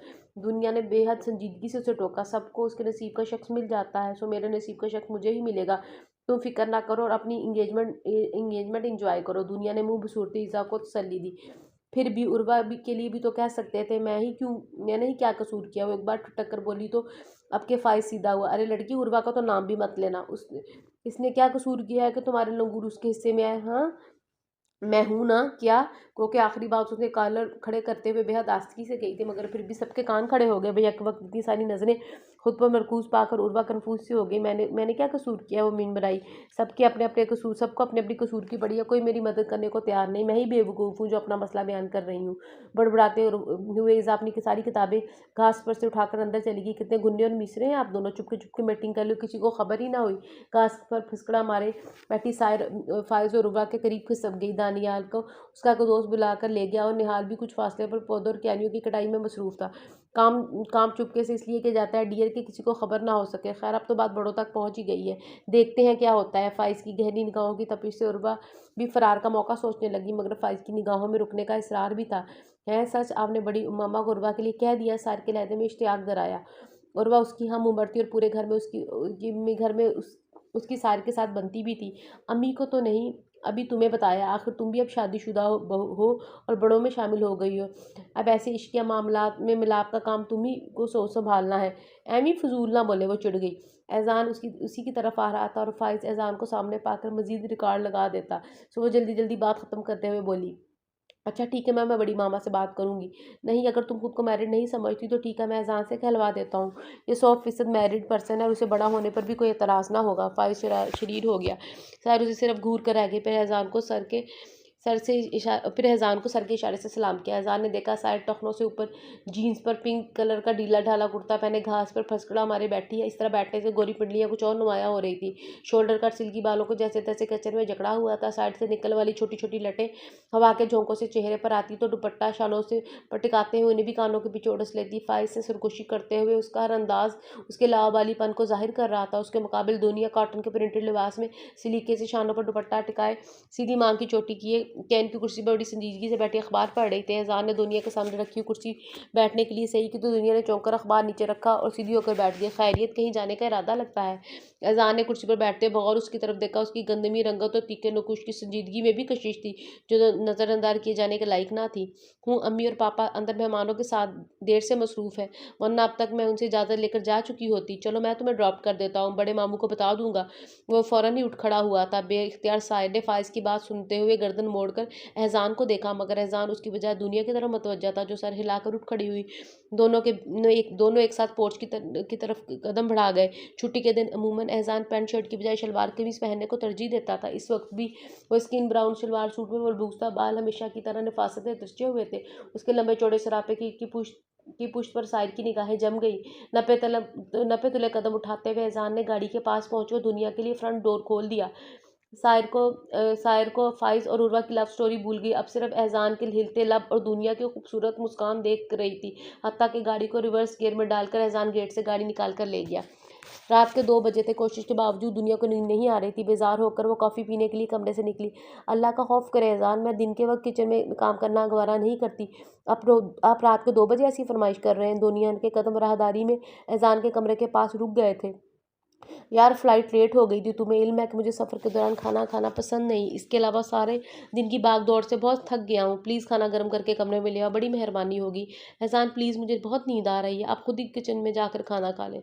साहिर की झुंझुलाई आवाज़ आई तो दुनिया उसकी संगदिली पर अफसोस से सर हिलाती किचन में चली आई। कॉफ़ी के लिए पानी रखने के बाद वो एहसान के लिए खाना गर्म करने लगी। जब तक एहसान चेंज करके नीचे किचन में आया वो खाना डाइनिंग टेबल की बजाय किचन के काउंटर पर सलीके से लगा चुकी थी। साथ एहसान के बैठने के लिए चेयर भी घसीट कर इधर रख ली थी। एहसान शर्ट की आस्तीनें फोल्ड करता किचन में आया तो ठिठक कर रुक गया। तुम्हें कैसे पता लगा कि मैं खाना खाऊंगा? वो दुनिया के काउंटर की तरफ इशारा करने पर वो हैरानगी से बोला, मैं अपने लिए कॉफ़ी बनाने किचन में आ रही थी, साहिर की आवाज़ मैंने सुनी थी। एहसान ने बगैर किसी तासुर के सारे लाया और थैंक्स कहकर कुर्सी पर बैठ गया। वैसे ये अच्छा किया, ड्राइंग रूम के बजाय यहाँ खाना लगा दिया, वो बोला। और फिर खाना खाने के दौरान दोनों के बीच कोई बात ना हुई। जब वो खाना खा चुका तो बर्तन समेट कर कॉफ़ी का मग उसके सामने रखते हुए दुनिया ने सरसरी सा सवाल किया, ऐसा कब तक चलेगा?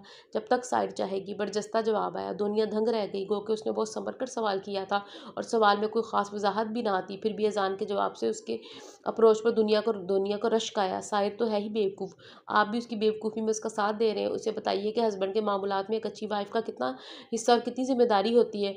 झिझकते हुए दुनिया ने अजान के पर्सनल्स पर गुफ्तगू करने की हिम्मत कर ली थी। उसे साहिर पर वैसे भी गुस्सा था, जो मुसलसल एक अच्छे शख्स को नज़रअंदाज कर रही थी।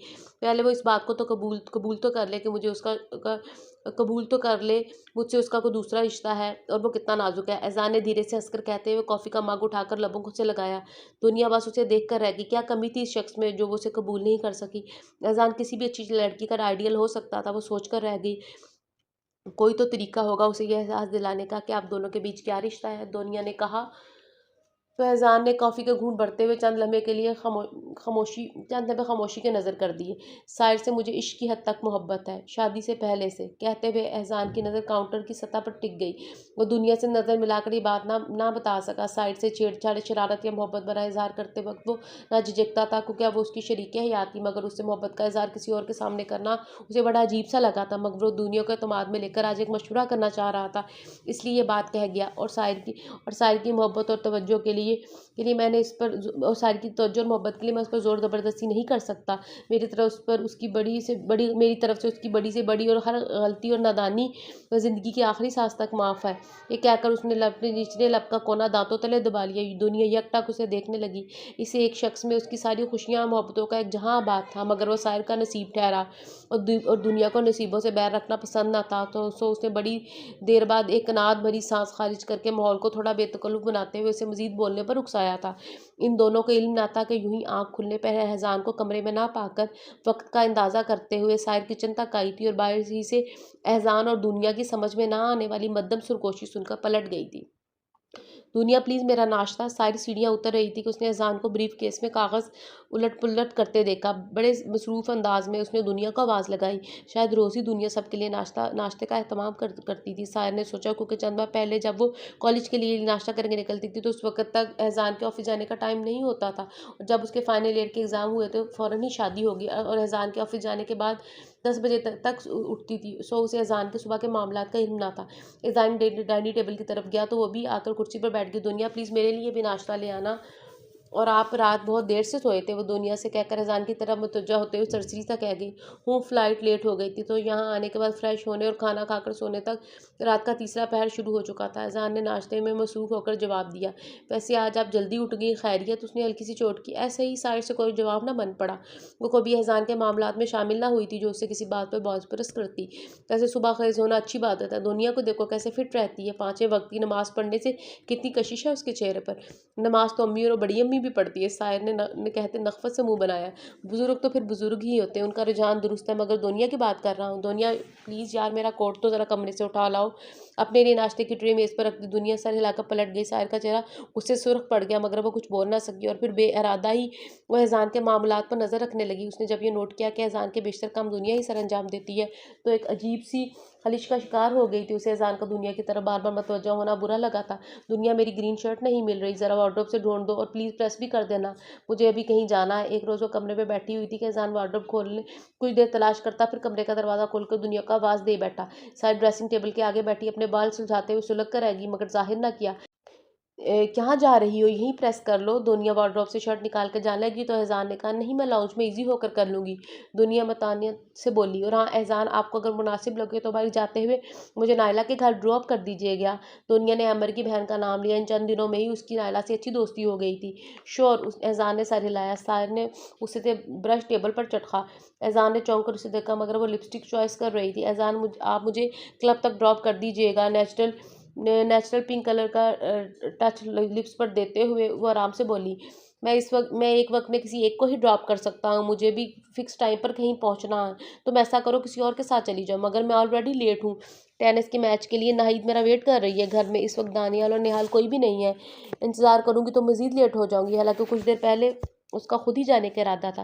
देखो सारे, समझने की कोशिश करो, मैं ऑफिशियली कहीं किसी से मिलने जा रहा हूँ। अगर लेट हो गया तो ये बात आपने दुनिया को ड्रॉप करने की हामी भरते हुए से पहले क्यों ना सोची? वो तिल मिलाकर जिरह पर उतर आई, क्योंकि दुनिया का और मेरा मेरा एक रास्ता है, और मैं आपके रास्ते में कहीं। उसकी पूरी बात सुनने से पहले एहसान उजलत में कमरे का दरवाज़ा खोलकर टाइम देखते हुए बाहर निकल गया। दुनिया ने से शर्ट लेकर जब वो वापस पलटा, कमरा अंदर से लॉक था। साहिर प्लीज़ दरवाज़ा खोलो, मुझे तैयार होना है। उसने दस्तक दी। आपको जहाँ जाना है, जब दरवाज़ा नहीं खुलेगा। वो तड़क कर बोली, देखो बच्चों जैसी हरकत मत करो, कह दिया ना दरवाज़ा नहीं खोलूंगी। यार मेरे जूते, टाई, परफ्यूम सब चीज़ें अंदर हैं, तो मैं क्या करूँ, ये कमरा मेरा है, जब मेरी मर्जी होगी खोलूंगी। वो चीख कर बोली। रो गुस्से में बेड पर ऊंधी लेट गई। शुक्र है तुमने ये तो तस्लीम किया कि ये कमरा तुम्हारा भी है। एहसान धीरे से हंसते हुए सोच कर रह गया। उर्वा के लिए बड़ी अम्मी ने जब चाचू और छोटी अम्मी से बात की तो उन्होंने इकरार करने में लम्हा भर की भी तखीर ना की। पूछने और मांगने की बात ही नहीं। भाभी, अगर आप काजी बुलाकर कहती कि मैं फ़ाइज़ और उर्वा का निकाह कर रही हूँ, तब भी मुँह से एक लफ्ज़ निकाले बिना सर झुका देते। इस बात से बड़ी मम्मा इतनी निहाल हुई कि झटपट उन्होंने उर्वा और फ़ाइज़ की मंगनी का प्रोग्राम बना लिया। अहमद के घर वाले भी इसरार कर रहे हैं, क्यों ना दोनों की मंगनियाँ कर दी जाएँ। ईज़ा, उर्वा और फ़ाइज़ की मंगनी के लिए तैयारी शुरू हो गई। सारे मुंडे लग गए काम से, हम रह गए बेचारे। लाउंज में सबके साथ हंसी मजाक करते हुए निहाल नानियाल के गले लग के मजनूई आहज़ारी करते हुए गुनगुनाने के अंदाज में बोल रहा था, और भाई मुझे क्यों बेचारा बनाया हुआ है, मैं जल्दी अपनी लाइफ पार्टनर चुनने का इरादा रखता हूँ। निहाल ने उसे दूर हटाते फर्जी कॉलर झाड़ते हुए कहा, ओह कौन है वो, सब लड़कियां भी उधर मुतवज्जा हो गई। है तो नहीं, मगर जल्दी मिल जाएगी, ये देखो मेरे विजिटिंग कार्ड। अब तक कमोबेश 20-25 लड़कियों में बांट चुका हूँ। उसने व्हाइट कलर के 2 विजिटिंग कार्ड जेब से निकाल कर दिखाए। एक पर सुनहरी हरूफ में दर्ज था, दिल से दोस्ती। क्या आप मुझसे दोस्ती करना चाहती हैं? अगर आपका जवाब हाँ में है तो ज़रा मुस्कुराकर इस कार्ड पर हाँ लिख दें। नाम, फ़ोन नंबर, हाँ नहीं। ये क्या बेहूदगी है। ईज़ा और उर्वा की की करने पर दुनिया ने कार्ड लेकर पढ़ा। वो निहाल को घूरते हुए पूछने लगी, बेहूदगी नहीं है माय डियर सिस्टर, एक अच्छी लड़की ढूंढने का मॉडर्न तरीका है। एक अच्छी लड़की तो नहीं, बल्कि कोई अच्छी लड़की ज़रूर मिल जाएगी, और तुम्हारे गले से बिच्छू की तरह चिमट गई तो जान छुड़ानी मुश्किल हो जाएगी। एहसान ने भी हिस्सा लिया। खुद तो मोहब्बत के खारदार रस्तों में कदम रख चुके हो, हमें क्यों रोकते हो भाई। एक हाथ से मोहब्बत नुमा फ्लर्ट कर लेने में कोई हर्ज नहीं। फिर जहाँ अम्मा जान कान पकड़ के ले जाएंगी वहाँ निकाह पढ़ाएंगे। कहाँ और किसके निकाह की बात हो रही है। छोटी अम्मी ने अंदर आके निहाल से पूछा तो उसकी किकी बन गई। बाकी सबका हंसी जब्त करते बुरा हाल हो गया। तो दुनिया तुम ऐसा करो, एहसान के साथ जाके हमर के लिए थोड़ी सी शॉपिंग कर लो, फिर फ़ाइज़ उर्वा की और अपनी शॉपिंग कर ले तो ठीक, वरना उर्वा उसके साथ ही चली जाएगी। छोटी अम्मी ने कहा। तो एहसान ने ताबेदारी से सर हिलाते हुए दुनिया को देखा। फ़ाइज़ उर्वा को बड़ी शौक निगाहों से देख रहा था। अलबत्ता साहिर की निगाहों में दुनिया के लिए एक काट सी थी। वो तेज़ी से उठकर कमरे से चली गई। वो कबूल करने में तामल थी कि उसे एहसान का दुनिया की तरफ मुतवज्जा होना नागवार गुजर रहा है। एहसान उसका है, उसका वजूद, उसकी निगाहें, उसके दिली जज्बात सब कुछ उसके हैं। उसके लिए इस बात का उसे एहसास था, मगर शायद भी सिर्फ एहसान के, इसके वजूद, उसके अमल और उसके जज्बों पर सिर्फ एहसान का हक है। और जू दिन गुजर रहे थे, इसके दिल की सरजमीन पर एहसान के लिए मोहब्बत और उनसीयत का पौधा उभर रहा था, मगर वो इन सब का एतराफ़ करने से गुरेज कर रही थी। इसके अंदर पहले दिन से अज़ान की मुखालफत पे जो अकड़ पैदा हुई थी, उसने उसे अज़ान के सामने मौम होने पर रज़ामंद नहीं किया था। वो चाहती थी अज़ान यूं ही पहले की तरह उसे चाहे जाए, इस तरह के एक रोज़ वो उसके सामने मौम की तरह पिघलती चली जाए। फ़ाइज़ की मंगनी के लिए बड़ी बड़ी मम्मा बहुत से कामों पे दुनिया पर इन्हिसार कर रही थी, तो छोटी मम्मा भी दुनिया और एहसान की मैच्योर तबीयत पर ही भरोसा कर रही थी। यूँ दुनिया और एहसान इन 3-4 दिनों में बहुत बहुत बुरी तरह मसरूफ़ रहे। एहसान जब कमरे में आता तो उसे मामूल सोई बनी साइर पर कोई तो की परवाह ना होती। वो थका हुआ यूँ ही अपने सोफ़ा कम बाट पर दराज़ होता तो उसे नींद आ जाती। 2.5 माह से वो किस तरह बेआराम बेसुकून नींद सो रहा था। साइर को अब से पहले कभी उसकी फ़िक्र ना होती। खुद को ज़बरदस्ती इस कमरे में लाने के लिए, ये सोने के लिए लाए जाने पर ज़िद में उसने बेड पर सोने के लिए उसे कभी ना कहा था, वरना दूसरी सूरत में उसे कालीन पर सोना पड़ता जो उसे गवारा ना था। मैरिज लॉन में मंगनी का फंक्शन किया गया था। आज उर्वा हमर के हमरा लजाई शर्माई बैठी हुई थी। लगता ही नहीं था ये वो ईज़ा है जो रिश्ता तय किए जाने पर हफ्ते भर पहले सबसे सामने मुंह फुलाई बैठी थी। भूख हड़ताल किए जाने का ऐलान भी करती रही थी, मगर किसी के कुछ खास तवज्जो ना देने पर भूख हड़ताल की धमकी ख़त्म कर दी। निहाल ड्राइविंग के फ्राई अंजाम दे रहा था, सबको मैरिज हॉल तक ड्रॉप कर रहा था। उर्वा और ईज़ा पार्लर से ही लान पहुंची थी। तकरीबन सभी जा चुके थे। वो जानकर आराम से तैयारी कर रही थी ताकि एहसान के हमरा के आने पर उसके हमरा जाए। जाते जाते मम्मा ने कहा भी था, शायद जल्दी से तैयार होकर निहाल के साथ ही आ जाना। सब वहाँ पहुँच चुके थे और वो तैयार होने के बाद वो टेरेस पर खड़ी बाहर देखते हुए एहसान का इंतजार करने लगी। निहाल ने कहा था वो उसे भेज रहा है, तभी उसने एहसान की गाड़ी से दुनिया को भी हंसते हुए उतरते देखा। गाड़ी लॉक करने से पहले एहसान ने झुक कर डोर खोलते हुए अंदर से कुछ निकाला। उसने देखा वो अखबार में लिपटे गुलाब और मोतिये के गजरे थे जो वो दुनिया को दे रहा था। साहिर को लगा किसी ने उसे दहकती भट्टी में ला खड़ा किया है। वो दुनिया को गजरे दे रहा था। क्या उसकी इस अमर पर साहिल का हक ना था? अब भी सिर्फ उसने अपना सोचा। उसे ये ख्याल तक ना आया कि उसने कब एहसान के हुकूक पूरे किए हैं। और वो जो वो फ्राइज़ की बात कर एहसान बात लेकर टेरेस का दरवाज़ा बंद करने के लिए इधर आया तो उस पर नज़र पड़ी। तुम अभी तक गई नहीं? उसने ताज्जुब से पूछा। आप अगर मुझे साथ ले जाने का इरादा नहीं रखते तो कहें, मैं किसी को फ़ोन करके बुलवा लेती हूँ। उसकी तरफ देखे बिना तड़क कर बोले। एहसान की तरफ उसकी पुश थी। कतान जामावार के फुल एम्ब्रॉयडर्ड सूट में बुलबुल शानों पर बाल बिखराए वो गुस्से के बावजूद हसीन लग रहे थे। नहीं, मैं ले चलूँगा तुम्हें, अब किसी को क्या ज़हमत दोगी? जब वो एहसान के साथ गाड़ी तक आई तो देखा कि कैमल कलर के बेदाजेब सूट में मलबूस दोनिया बेहद सादगी से तैयार बालों में वही गजरा लगाए फ्रंट सीट पर बैठी हुई थी। दिलो दिमाग पहले ही सुलग रहा था। ये सीट मैं डिज़र्व करती हूँ दुनिया, प्लीज़ आप बैक सीट पर आ जाएं। बेख्तियार उसका लहजा तलख सा हो गया। वो शक की आग में इस तरह जल रही थी कि उसे अंदाज़ा ना हुआ कि क्यों और क्या बोल रही है। मगर दुनिया तो नहीं, अलबत्ता एहसान को ये बात बहुत बुरी लगी थी। सायर, बिहेव योरसेल्फ, तुम क्या डिज़र्व करती हो क्या नहीं, अभी इस बात का क्या जिक्र? एहसान ने उसे टोका और उसके लिए बैक डोर खोल कर बोला। हमारे नए रिश्ते से पहले दुनिया हमारी कज़न भी है। तुम्हें इस तरह उसकी इंसल्ट करने का कोई हक नहीं पहुँचता। उसने सायर की तीखी निगाहों की भी परवाह नहीं की। एहसान लीव इट, मैं पीछे बैठ जाती हूँ, दुनिया कहते हुए गाड़ी से निकलने लगी। मगर एहसान ने डोर दोबारा बंद कर दिया। तुम बिल्कुल उस जगह पर बैठी हो। सायर टेक योर सीट, एहसान पहले दुनिया से बोला फिर सायर से कहते हुए बैक सीट की तरफ इशारा किया। सायर का दिल चाह रहा था दोनों पर लानत भेजती हुई वापस घर चली जाए, मगर पहले ही बहुत देर हो चुकी थी। फंक्शन शुरू हो चुका था। किसी और को बुलवाने पर अम्मी से अलग डांट पड़ने का खदशा था। एहसान के साथ ही आ जाती सो वो खून के घूंट भरते हुए पीछे बैठ गई तो गई, मगर दिल में एहसान के रवैये से दुनिया के खिलाफ खासा गुबार भर गया था। सारे रास्ते वो दोनों से मुंह फेरे बाहर देखती रही। फंक्शन पहुंचते ही वो सीधी अम्मी की तरफ गई। अरे एहसान और सायर अब आ रहे हैं, माशाल्लाह कितनी खूबसूरत जोड़ी लग रही है। अम्मी के बराबर खड़ी किसी रिश्तेदार खातून ने कहा था। बस जायदा, अब तुम भी जीते जागते नन्हे मुन्ने खिलौने से खेलने की तैयारी करो। अभी तक सायर ने कुछ खबरी सुनाई या नहीं? इस खातून ने अम्मी से मजाक किया था, मगर आवाज़ और लहजा इतना बुलंद और बेसाख्ता था कि सायर छटपटाकर एहसान को देखने लगी। एहसान इस बात को नज़रअंदाज करते हुए दुनिया की तरफ गया था। इसकी तरफ हो ली। दुनिया जिस तरफ गई थी उस तरफ हो लिया था। उसके दिल में एक कांटा सा चुभता हुआ महसूस हुआ। लब काटते हुए दूर तक उसकी पुश्त देखती रह गई।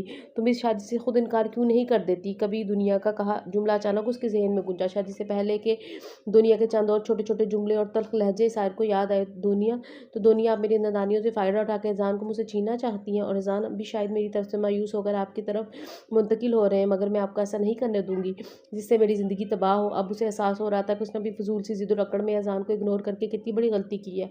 ना वो उसे इतना चिढ़ने का मुजाहरा करती और ना ही दुनिया की तरफ मुल्तफिक होता। लड़की कितनी ही कम उम्र, बेवकूफ़, नादान हो ना तजर्बाकार हो, नाज़ों में पली बड़ी हो, मगर जब शोहर को खोने का डर सामने आ जाए तो एकदम सी ही मैच्योर हो जाती है। यहाँ तो फिर दिल का मामला हुआ चला था और वो किसी सूरत एहसान को खुद से दूर जाता ना देख सकती थी, मगर क्या करे, किस तरह एहसान को अपने महसूसात की खबर दे, उसकी समझ में ना आ रहा था। इस रोज़ ना वो क्लब गई, ना फ़ोन पर किसी से बात की, चैनल सर्चिंग की, नाइन नेट सर्विस की तरफ मुतवज्जा हुई। बस गुमसुम कमरे में लेटी सोचो विचार करती रही। एहसान का ऑफिस के लिए निकल चुका था। कमरे से निकल कर वो जूं ही लाउंज में आई, फ़ोन की पहले उसने रिसीवर उठाया, दूसरी तरफ बिस्मा अपिया थी। बिस्मा अपिया, अब एहसान को अब मेरी कोई परवाह नहीं, वो मुझसे दूर रहते हैं और एहसान के साथ कैसी गुजर रही है। बिस्मा अपिया के सवाल पर जो उसकी आंखें लबालब पानियों से भर गई तो भराए हुए लहजे में कहती गई। जवाबन बिस्मा अपी ने भी उसे खूब सुनाई। सब तुम्हारा किया दरा है, कितनी नसीहतें करती थी मैं, पर तुमने मेरी एक ना मानी, अब भुगतो। बिस्मा अपिया उस पर बरस पड़ी। आप मुझे ही क्यों डांट रही हैं? एहसान को भी कुछ कहें, भीगे लहजे में शिकवा किया गया। क्या कहूँ उसे, ज़्यादा चाची मुझे बताती रहती हैं तुम एहसान के साथ किस तरह रहती हो, किस तरह उसे नज़रअंदाज करती हो। बीवी होकर उसे मोहब्बत और तवज्जो तो तुम नहीं दोगी तो वो कहीं भी जाए, तुम्हें परवाह नहीं होनी चाहिए। बहरहाल मुझे अम्मी से बात करनी थी, बहुत ज़रूरी बात। अम्मी से कहना रात में ईशा के बाद इंतज़ार करें मेरे फ़ोन का। उनका मसला हल किए, इसका मसला हल किए बिना उन्होंने खट से फ़ोन रख दिया। वो इतनी टेंस हुई कि दोबारा कमरे में चली गई। एहसान ऑफिस से आया तो वो ऊंधे मुँह बेड पर लेटी थी। खैरियत, आज किसी एक्टिविटी में हिस्से लेने का इरादा नहीं है? एहसान ने कोट उतार कर हैंग करते हुए आम से लहजे में इस्तफसार किया, मगर वो बल खाती नागिन की तरह पलटी थी। ज़्यादा तंज करने की ज़रूरत नहीं, बहुत चबा कर बोली थी। और मेरी खैरियत से आपको क्या सरोकार? आपको तो आजकल बिजनेस और दुनिया के अलावा कुछ नज़र ही नहीं आता। वट रबिश, दुनिया का यहाँ क्या जिक्र? एहसान ने जूते मोजे उतार कर रैक में रखने के बाद बाद मामूल के मुताबिक टाई खींचते हुए वॉश बेसिन पर हाथ धोने शुरू किए। दुनिया ही हमारे बीच की प्रॉब्लम है। आजकल तो आपकी शायरी भी यकीनन दुनिया की समातों की नज़र होती होगी। उसका लहजा हसरत से चीख रहा था, क्या फजूल बोल रही हो शायर, अज़ान को तवक्का नहीं थी आज वो इस तरह फट पड़ेगी। उसने उसे बेहद ताज्जुब से शायर का लाल भुजक्का चेहरा देखा। मैं जो भी कह रही हूँ अब वो अगर फजूल है तो आप दुनिया के आगे पीछे फिरते हैं, इसे लेकर बाहर जाते हैं और वो सब क्या है। अगर दुनिया इतनी ही पसंद थी तो मुझे क्यों अपनी ज़िंदगी में शामिल किया। दुनिया ही से शादी कर लेते। इस आइडिया पर अब भी सोचा जा सकता है। वो उसे चढ़ाने को बोला, वैसे भी आप जनाब तो मुझसे बेजार ही रहती हैं, ज़बरदस्ती मेरी ज़िंदगी में शामिल हुई हैं। अच्छा तो जान छुड़वाना चाहते हैं मुझसे। अपनी औकात जानिए मिस्टर एहसान। क्या क्या क्या थे आप और आज क्या है, सिर्फ मेरे डैडी की वजह से। शायर उसकी धाड़ पर शायर की बात अधूरी रह गई। क्या है मेरी औकात, आज बता ही दो। इस एक ही जुमले के इस वार ने एजान का चेहरा सुर्ख कर दिया। तो उसने गुस्सा जब्त करते हुए शायर का बाजू उंगलियों से दबोच कर पूछा, यही कि मुझे छोड़कर सड़कों पर आ जाएंगे आप। दुनिया से इश्क का सारा भूत लम्हों में उतर जाएगा। आज मिस मापिया से बात करने के बाद वो कुछ इतनी ज़्यादा टेंस हो गई थी कि एजान से बात करते हुए हवास खो बैठी। मतलब, एजान ने आबरू उचकाकर पूछा, मतलब ये कि क्या है आपके पास। जो कुछ है मेरे डैडी का दिया हुआ है। इस बिना पर आप बस अब इससे आगे एक लफ्ज़ मत कहना। एहसान का ज़ब्त और सब्र का मादा ख़त्म हो चुका था। उसने एक झटके से शायर का बाजू छुड़ा कमरे से निकलता चला गया। 5 मिनट बाद ही एहसन के कमरे से शायर का बुलावा आया था। और वह कहकर पलट गई तो वो गुस्से को काबू में करते हुए कश्मकश में पड़ गई। क्यों बुलाया है डैडी ने, क्या एहसान ने कोई शिकायत कर दी मेरी। मगर वो तो हमारे दरमियान की कोई बात डैडी रम्मी से नहीं कहता। मगर आज वो बहुत गुस्से में यहाँ से गया है। क्या पता वो मुझे भी तो फजूल में गुस्सा आ गया। तरीके से भी तो बात की जा सकती थी। मगर मेरी जल्दबाजी और गुस्सा, उसने काम यकीनन ख़राब कर दिया है। क्या सोचता होगा एहसान, मैंने एहसान करने वाली कितनी गिरी हुई बात की है। पता नहीं मुझे क्या हो गया था। जब डैडी ने कभी उसे खुद से अलग नहीं समझा तो मैं क्यों उसे जताने लगी थी। इन सोचों में गलता हुआ एहसान साहब के कमरे में आई। वहाँ जाहिदा के साथ ही एहसान भी मौजूद था। वो सहम सी गई मगर जाहिर ना किया, खामोशी से कुर्सी पर टिक गई। डैडी उसे बगौर देख कर बोले, शायर तुम दोनों के बीच क्या बात हुई हम नहीं जानते, मगर आज से पहले हमने एहसान को इस तरह जिद करते नहीं देखा। डैडी भी हर संजीदगी से कह रहे थे, एहसान तुम्हें अपने आबाई घर ले जाना चाहता है अभी और इसी वक्त तुम उसके साथ चली जाओ। उन्होंने गोया हुक्म दिया। शायर के हवासों पर बिजली गिरी थी। वो हक तक एहसान का फर्तीला चेहरा देखने लगी। मगर डैडी, नो अगर मगर। उसने कुछ कहने की सही की तो एहसन साहब ने उसे टोक दिया, तुम अभी जाओ एहसान के साथ, तुम्हारा ज़रूरी सामान पैक करके तुम्हारी अम्मी भिजवा देंगी, एहसन साहब ने कती लहजे में कहा था। मगर इस तरह कैसे। शायर को फिर से गुस्सा आ गया। न जाने क्या कहा था जो एहसन उसे इस तरह निकाल रहे थे। और जाहिदा भी खामोश थी। तुम एहसान की बीवी हो शायर, ये जहाँ और जिस तरह तुम्हें रखे तुम्हें इसके साथ ही रहना है। ये कहते हैं जाहिदा ने बेगानगी की हद कर दी। वो चंद साने बेयकीनी से उन्हें देखते रहे। इसी स्ना में एहसान डैडी के शाने पर तसल्ली भरा हाथ रखकर कमरे से बाहर निकल गया। फिर वो भी ना रुकी थी। खफी का इज़हार करके उठी और सीधी गाड़ी में जाकर बैठी जहाँ एहसान उसका मुंतज़िर था। जाते हुए वो इन दोनों से बेहद खफा थी। अबाई घर का सुनकर बाबा आदम के ज़माने का बना हुआ मकड़ी के जालों से अट्टा टूटा फूटा बेरौनक घर का तस्वुर लम्हे के 1000वें हिस्से में उसके जहन में आया था। मगर इस घर में आने के बाद उसकी सोच के बरखिलाफ वो एक फर्निश और साफ़ सुथरा अजीब तर्ज का घर देख रही थी, जिसमें दाखिली गेट के दाएं तरफ पोर्च, बाएं तरफ नरम मुलायम सब्ज़ घास पर 3 अदद सुर्ख ईंटों से बनी अम्ब्रेला का शेड, जिसके नीचे साफ़ सुथरी कैन की कुर्सियां तरतीब से रखी थी। आगे छोटा सा हरा भरा लॉन, फिर भारी सतूनों वाला बरामदा और बरामदे से मुख्तलिफ अंदरूनी दरवाजे खुलते थे। एहसान उसकी कलाई पकड़े पकड़े उसे अंदर लाया और एक बेडरूम का दरवाज़ा वाह करके उसे अंदर धकेल दिया और ख़ुद रूम रेफ्रिजरेटर से कोल्ड ड्रिंक का कैन निकाल कर खोलते ही मुँह से लगा लिया। जंगली इंसान, सायरा अपनी कलाई मसलते हुए बड़बड़ाई, जो उसके सख्त हाथों की रिफ्ते सुर्ख पड़ गई थी। और एहसान ने कैन खाली करके डस्टबिन में डाला और दरवाजे से निकल कर दरवाज़ा लॉक कर दिया। एहसान, वो हवास बाख्ता से दरवाजे की तरफ लपकी। एहसान, कहाँ जा रहे हैं आप, दरवाज़ा खोलें एहसान। उसकी खौफज़दा आवाज़ के जवाब में एहसान के कदमों की चाप दूर होती सुनाई दी। और फिर गाड़ी स्टार्ट होने की आवाज़ के साथ ही शायर की अकड़ और जिद सब उसका साथ छोड़ने लगे। अब सिर्फ एक खौफ उसके साथ था। इतने बड़े घर में वो अकेली। एहसान पता नहीं कब आई, खौफ से धड़कते दिल के साथ बेजान होकर वो बेड के कोने पर ही टिक कर बैठ गई। जाने कितना वक्त बीता। बैठे बैठे से ऊँघ सी आ गई थी। फिर कुछ अजीब किस्म की आवाज़ों पर उसकी आँख खुली तो कमरे में मुकम्मल अंधेरा था। एहसान तो लाइट जला कर गए थे। फिर लाइट किसने बंद की, शायद load shedding. Oh my God, सारी की रूह फना हो गई थी। जब भी किसी चीज़ के गिरने की आवाज़ आई थी एहसान वो गला फाड़ कर चीखी। खौफ ने उसे बुरी तरह अपने शिकंजे में जकड़ा था कि हिलने की भी सकत न रही थी। रूम फ्रिज होते हुए भी उसने शाम से कुछ खाने पीने का ख्याल ना आया था। अब हलक में कांटे पड़े हुए थे। दफतन दरवाजे अंधेरे में कमरे का दरवाज़ा खुला। बचाओ बचाओ, वो ज़ोर से चीखने लगी, डफर लड़की, ये मैं हूँ। एहसान उसके मुंह पर हाथ रखते हुए दांत पीस कर बड़बड़ाया, फिर लाइटर जलाकर अपने और उसके चेहरे के दरमियान किया। उसे देखकर साहिर ने खौफ से निकलते हुए सुकून का सांस लिया। तो आपसे किसने कहा था बगैर आवाज़ दिए कमरे में आ जाए? वो फ़ौरन ही अपनी जोन में वापस आ गई थी। और आप जैसा जालिम और जाबिर इंसान किसी का कोई ना होगा। पता भी है कि मुझे तन्हाई से किसी और अंधेरे से कितना खौफ आता है, फिर भी मुझे इसने घर में छोड़कर चले गए। उसके लहजे में झंझलाहट नरमी लिए हुई थी। मेरे पास इतना फालतू वक्त नहीं है कि तुम्हारे कदमों में बैठा रहूं, और काम भी होते हैं मुझे। एहसान बेनियाजी से कहकर किसी दराज से मोमबत्ती निकाल कर लाइटर ही से चलाने लगा। मेरे लिए तो आपके पास कई दिनों से बैठने का वक्त भी नहीं है। सारे दिल में शिकवा करके बस उसे देख कर रह गई थी। पूरे इलाके की लाइट गई है, जल्द आ जाएगी, उसने गोया उसे इत्तला दी थी, मगर उसे कमरे से निकलते देख कर साया भी सरत के उसके पीछे लपकी। उसी वक्त लाइट आ गई, पूरा घर रोशनियों में नहा गया। एक ही नज़र में उसने सब कुछ देख लिया। लाउंज, ड्राइंग रूम, डाइनिंग और सिटिंग रूम, हर जगह की तरतीब और डिज़ाइन काबिले दीद थी। एहसान बराबर वाले कमरे में गया था, वो भी फ़ौरन उसके पीछे ही अंदर गई तो एक बड़ा सूटकेस घसीट कर साइड में कर रहा था। दूसरे बेडरूम के मुकाबले ये बेडरूम बेहद सादा था। एक सिंगल बेड, सोफ़ा, फर्श पर दबीज़ कालीन और एक छोटा सा ड्रेसिंग टेबल। वार्डरोब दीवार गिर था जो बहुत गौर से देखने पर नज़र आ रहा था। इस सूटकेस में तुम्हारी चीज़ें हैं, इन्हें सेट कर लो। बराबर वाला बेडरूम मेरा है, वहाँ ऑलरेडी मेरी चीज़ें मौजूद हैं। मैं बहुत थक गया हूँ, आराम करूँगा। किचन में खाना रखा है, गर्म करके खा लो, और अगर मुझसे कोई काम हो तो बराबर वाले बेडरूम का दरवाज़ा बजा देना। एहसान किसी रोबोट की तरह बेतासुर लहजे में सब बातें कहकर कमरे से निकला तो एक बार फिर उसके पीछे लपकी थी। एहसान पुकारते हुए एक बार फिर साबका बेडरूम में आ गई। मैं इस अकेले में मैं इस कमरे में अकेली नहीं रहूँगी फिर। एहसान ने पलटकर पेशानी पर बाल डालते हुए पूछा, तो उसके रवैये से कुछ कन्फ्यूज़ सी होगी। वो अकेले में मुझे डर लगेगा, इसलिए मैं यहाँ पर आपके पास रहूँगी। कहते हुए उसकी नज़रें झुक सी गई थी। ये पहला एतराफ़ था। अच्छा, शाम में आप ही थी मैडम जिसने मुझे मेरी औकात याद दिलाई थी? एकदम ही उसका लहजा काटदार हो गया था। एनीवे एज यू विश, बेरुखी से कहकर एहसान ने तकिया खींचकर कालीन पर रखकर लेट गया। पहले ही वो आरामदेह लिबास में था। सिगरेट केस और लाइटर भी सराहने दरा था, वो जो तलब महसूस करने पर वो इस्तेमाल करता था। फिर वक्त तो बाजू आंखों पर धर लिया था। एहसान, आप मेरी वो बात इग्नोर नहीं कर सकते। वो तो मैंने गुस्से में कोई सफाई नहीं, प्लीज़। एहसान ने हाथ उठाकर उसे कहा, जो बात तुम्हारे दिल में थी सो कह दी। अब मेरे सामने किसी किस्म की वजाहत बेकार है। एहसान की इतनी बेरुखी और बेगानगी पर सार का दिल डूबने लगा। उसकी भूख तो पहले ही मर चुकी थी, सो वो खामोशी से अपने बेड पर जा लेटी। अब भी अब भी इस सब ड्रामे का कसूरवार वो दुनिया को ही समझ रही थी, मगर इस वक्त सोचने को और भी बहुत कुछ था। घर में सब इसके इस तरह आ जाने पर किस तरह की बातें कर रहे होंगे। एहसान, मम्मी, डैडी ने सबको किस तरह मुतमईन किया होगा। उसके सवाल का जवाब उसे अगली सुबह ही मिल गया, जब एहसान ने ऑफिस जाने से पहले उसे जगाकर अपना सेलफोन उसे थमाया था। अपना सेलफोन तो शायद वहाँ अपने बेडरूम में ही भूल आई थी। शायद एहसान ले आए हों।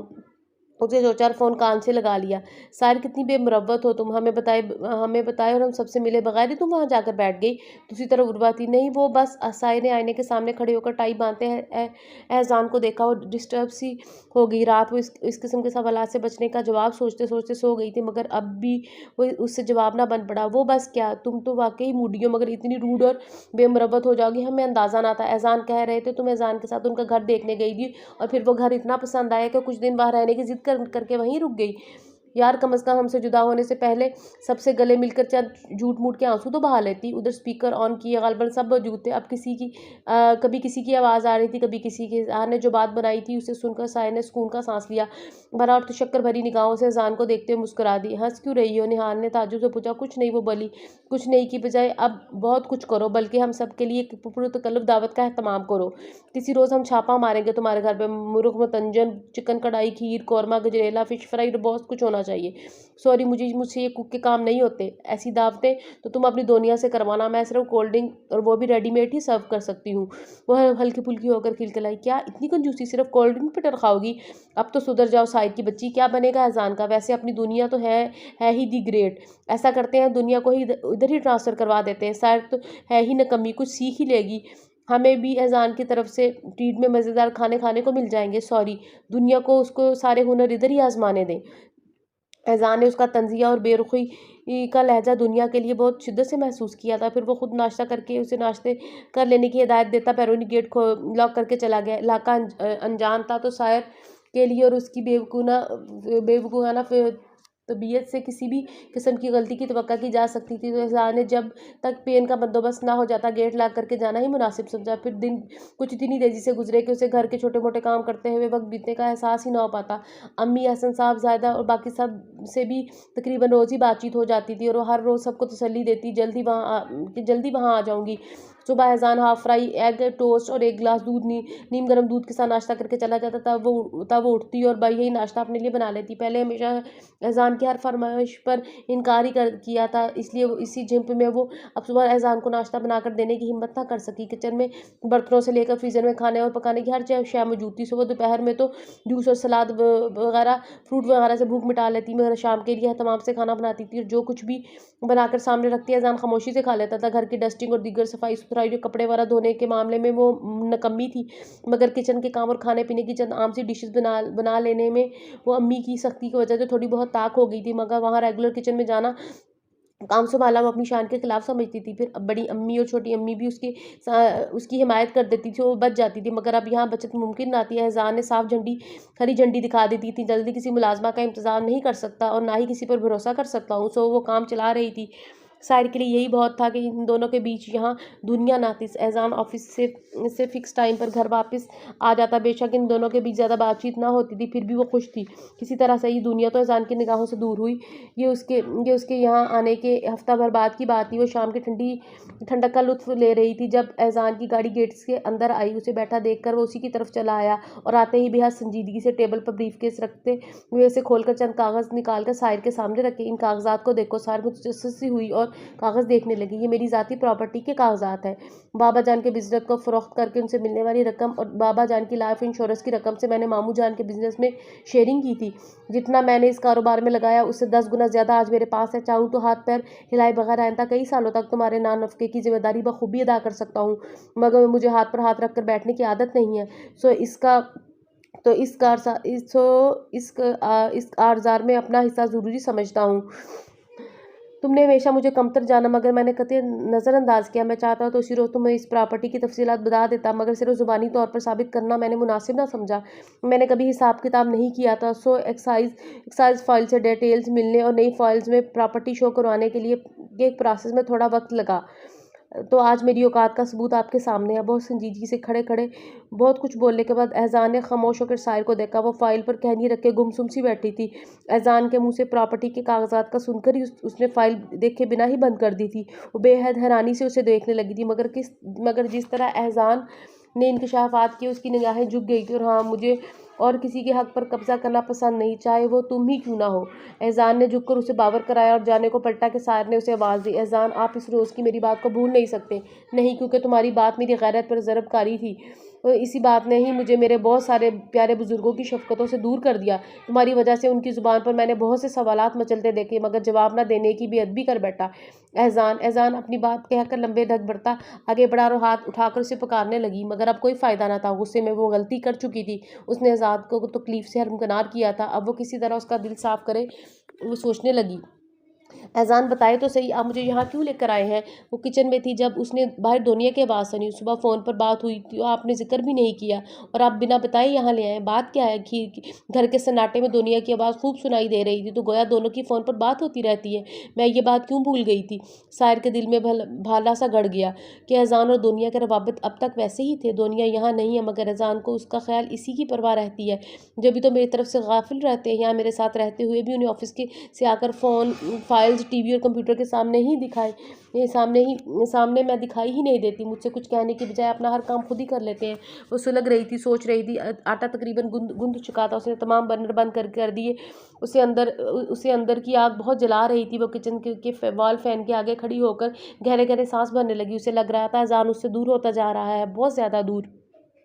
बहुत ज़रूरी काम है, तुम मेरे बेडरूम में चलो, फिर बताता हूँ। एहसान की आवाज़ खासी दूर से आ रही थी। वो तेज़ी से किचन के दरवाजे पर आ खड़ी हुई। एहसान और दुनिया सीढ़ियाँ चढ़ रहे थे। फिर उसके देखते ही देखते दोनों अंदर चले गए। साहिर का दिल ज़ोर ज़ोर से धड़कने लगा। वो एप्रन उतारे बिना ही तेज़ी से कमरे तक आई थी। देखो मेरी वार्डरोब का क्या हशर हो रहा है यार, जैसे तैसे इतने दिनों से काम चला रहा था, मगर अब मुश्किल है। एहसान की आवाज़ आई, मुझे जितना मिल सका वो तो मैं लॉन्ड्री में दे आया हूँ धुलने और प्रेस करने के लिए। अब तीनों वार्डरोब खाली करके इसमें उसमें से मज़ीद लॉन्ड्री जाने वाले कपड़े अलग करके वार्डरोब की सफाई कर दो और थोड़ा सा कमरे की भी सफाई सुथराई कर देना, बड़ी मेहरबानी होगी। एहसान खुशगवार लहजे में बड़ी रवानी से कह रहा था। साहिर के माथे पर बल पड़ गए। एहसान, आप भी ना, ये काम आप साहिर से भी करवा सकते थे। दोनिया हंसी। यार उसके लिए तो गालिब ने क्या खूब कहा है, कभी नेकी भी उसके जी में कर आ जाए है मुझसे, जफाएं करके अपनी याद शर्मा जाए है मुझसे। आप ज्यादती कर रहे हैं उसके साथ। दोनिया ने उसे सरजनिश की। नहीं, ज्यादती वो मेरे साथ कर रही है, तुम गवाह हो इस बात की। जब भी तो मुझे तुम्हारी मदद की ज़रूरत पड़ी है। मगर दोनिया, मेरा वो मसला अपनी जगह है और अपनी जगह पर है। उसकी वजह से नए मसाइल पैदा हो गए, वरना मैंने सोचा नहीं था कि मैं इस तरह सब कुछ छोड़कर यहाँ आऊँगा। एजान इतने फ्रेंडली अंदाज में दुनिया से बात कर रहा था, साइड से इसका ये रवैया बर्दाश्त ना हुआ और दरवाज़ा खोल कर अंदर आ गई। दोनों ही ने गर्दन मोड़कर भाई एक वक्त उसे देखा। एजान सिर्फ जूते मोजे उतार कर आराम आराम से सोफे पर बैठा था। दुनिया वार्डरोब खोले कपड़ों के ढेर में फर्श पर बैठी ढेर लिए फर्श पर बैठी थी। हेलो, दुनिया ने खुश इखलाकी से कहा था। दुनिया, आप प्लीज़ ये काम छोड़ दें, आप क्यों तकलीफ़ कर रही हैं? उसका सलाम नज़रअंदाज करके दिक्कत वो अपना लहजा संभालते हुए बोली, मगर नागवारी उसके अंग अंग से जाहिर थी।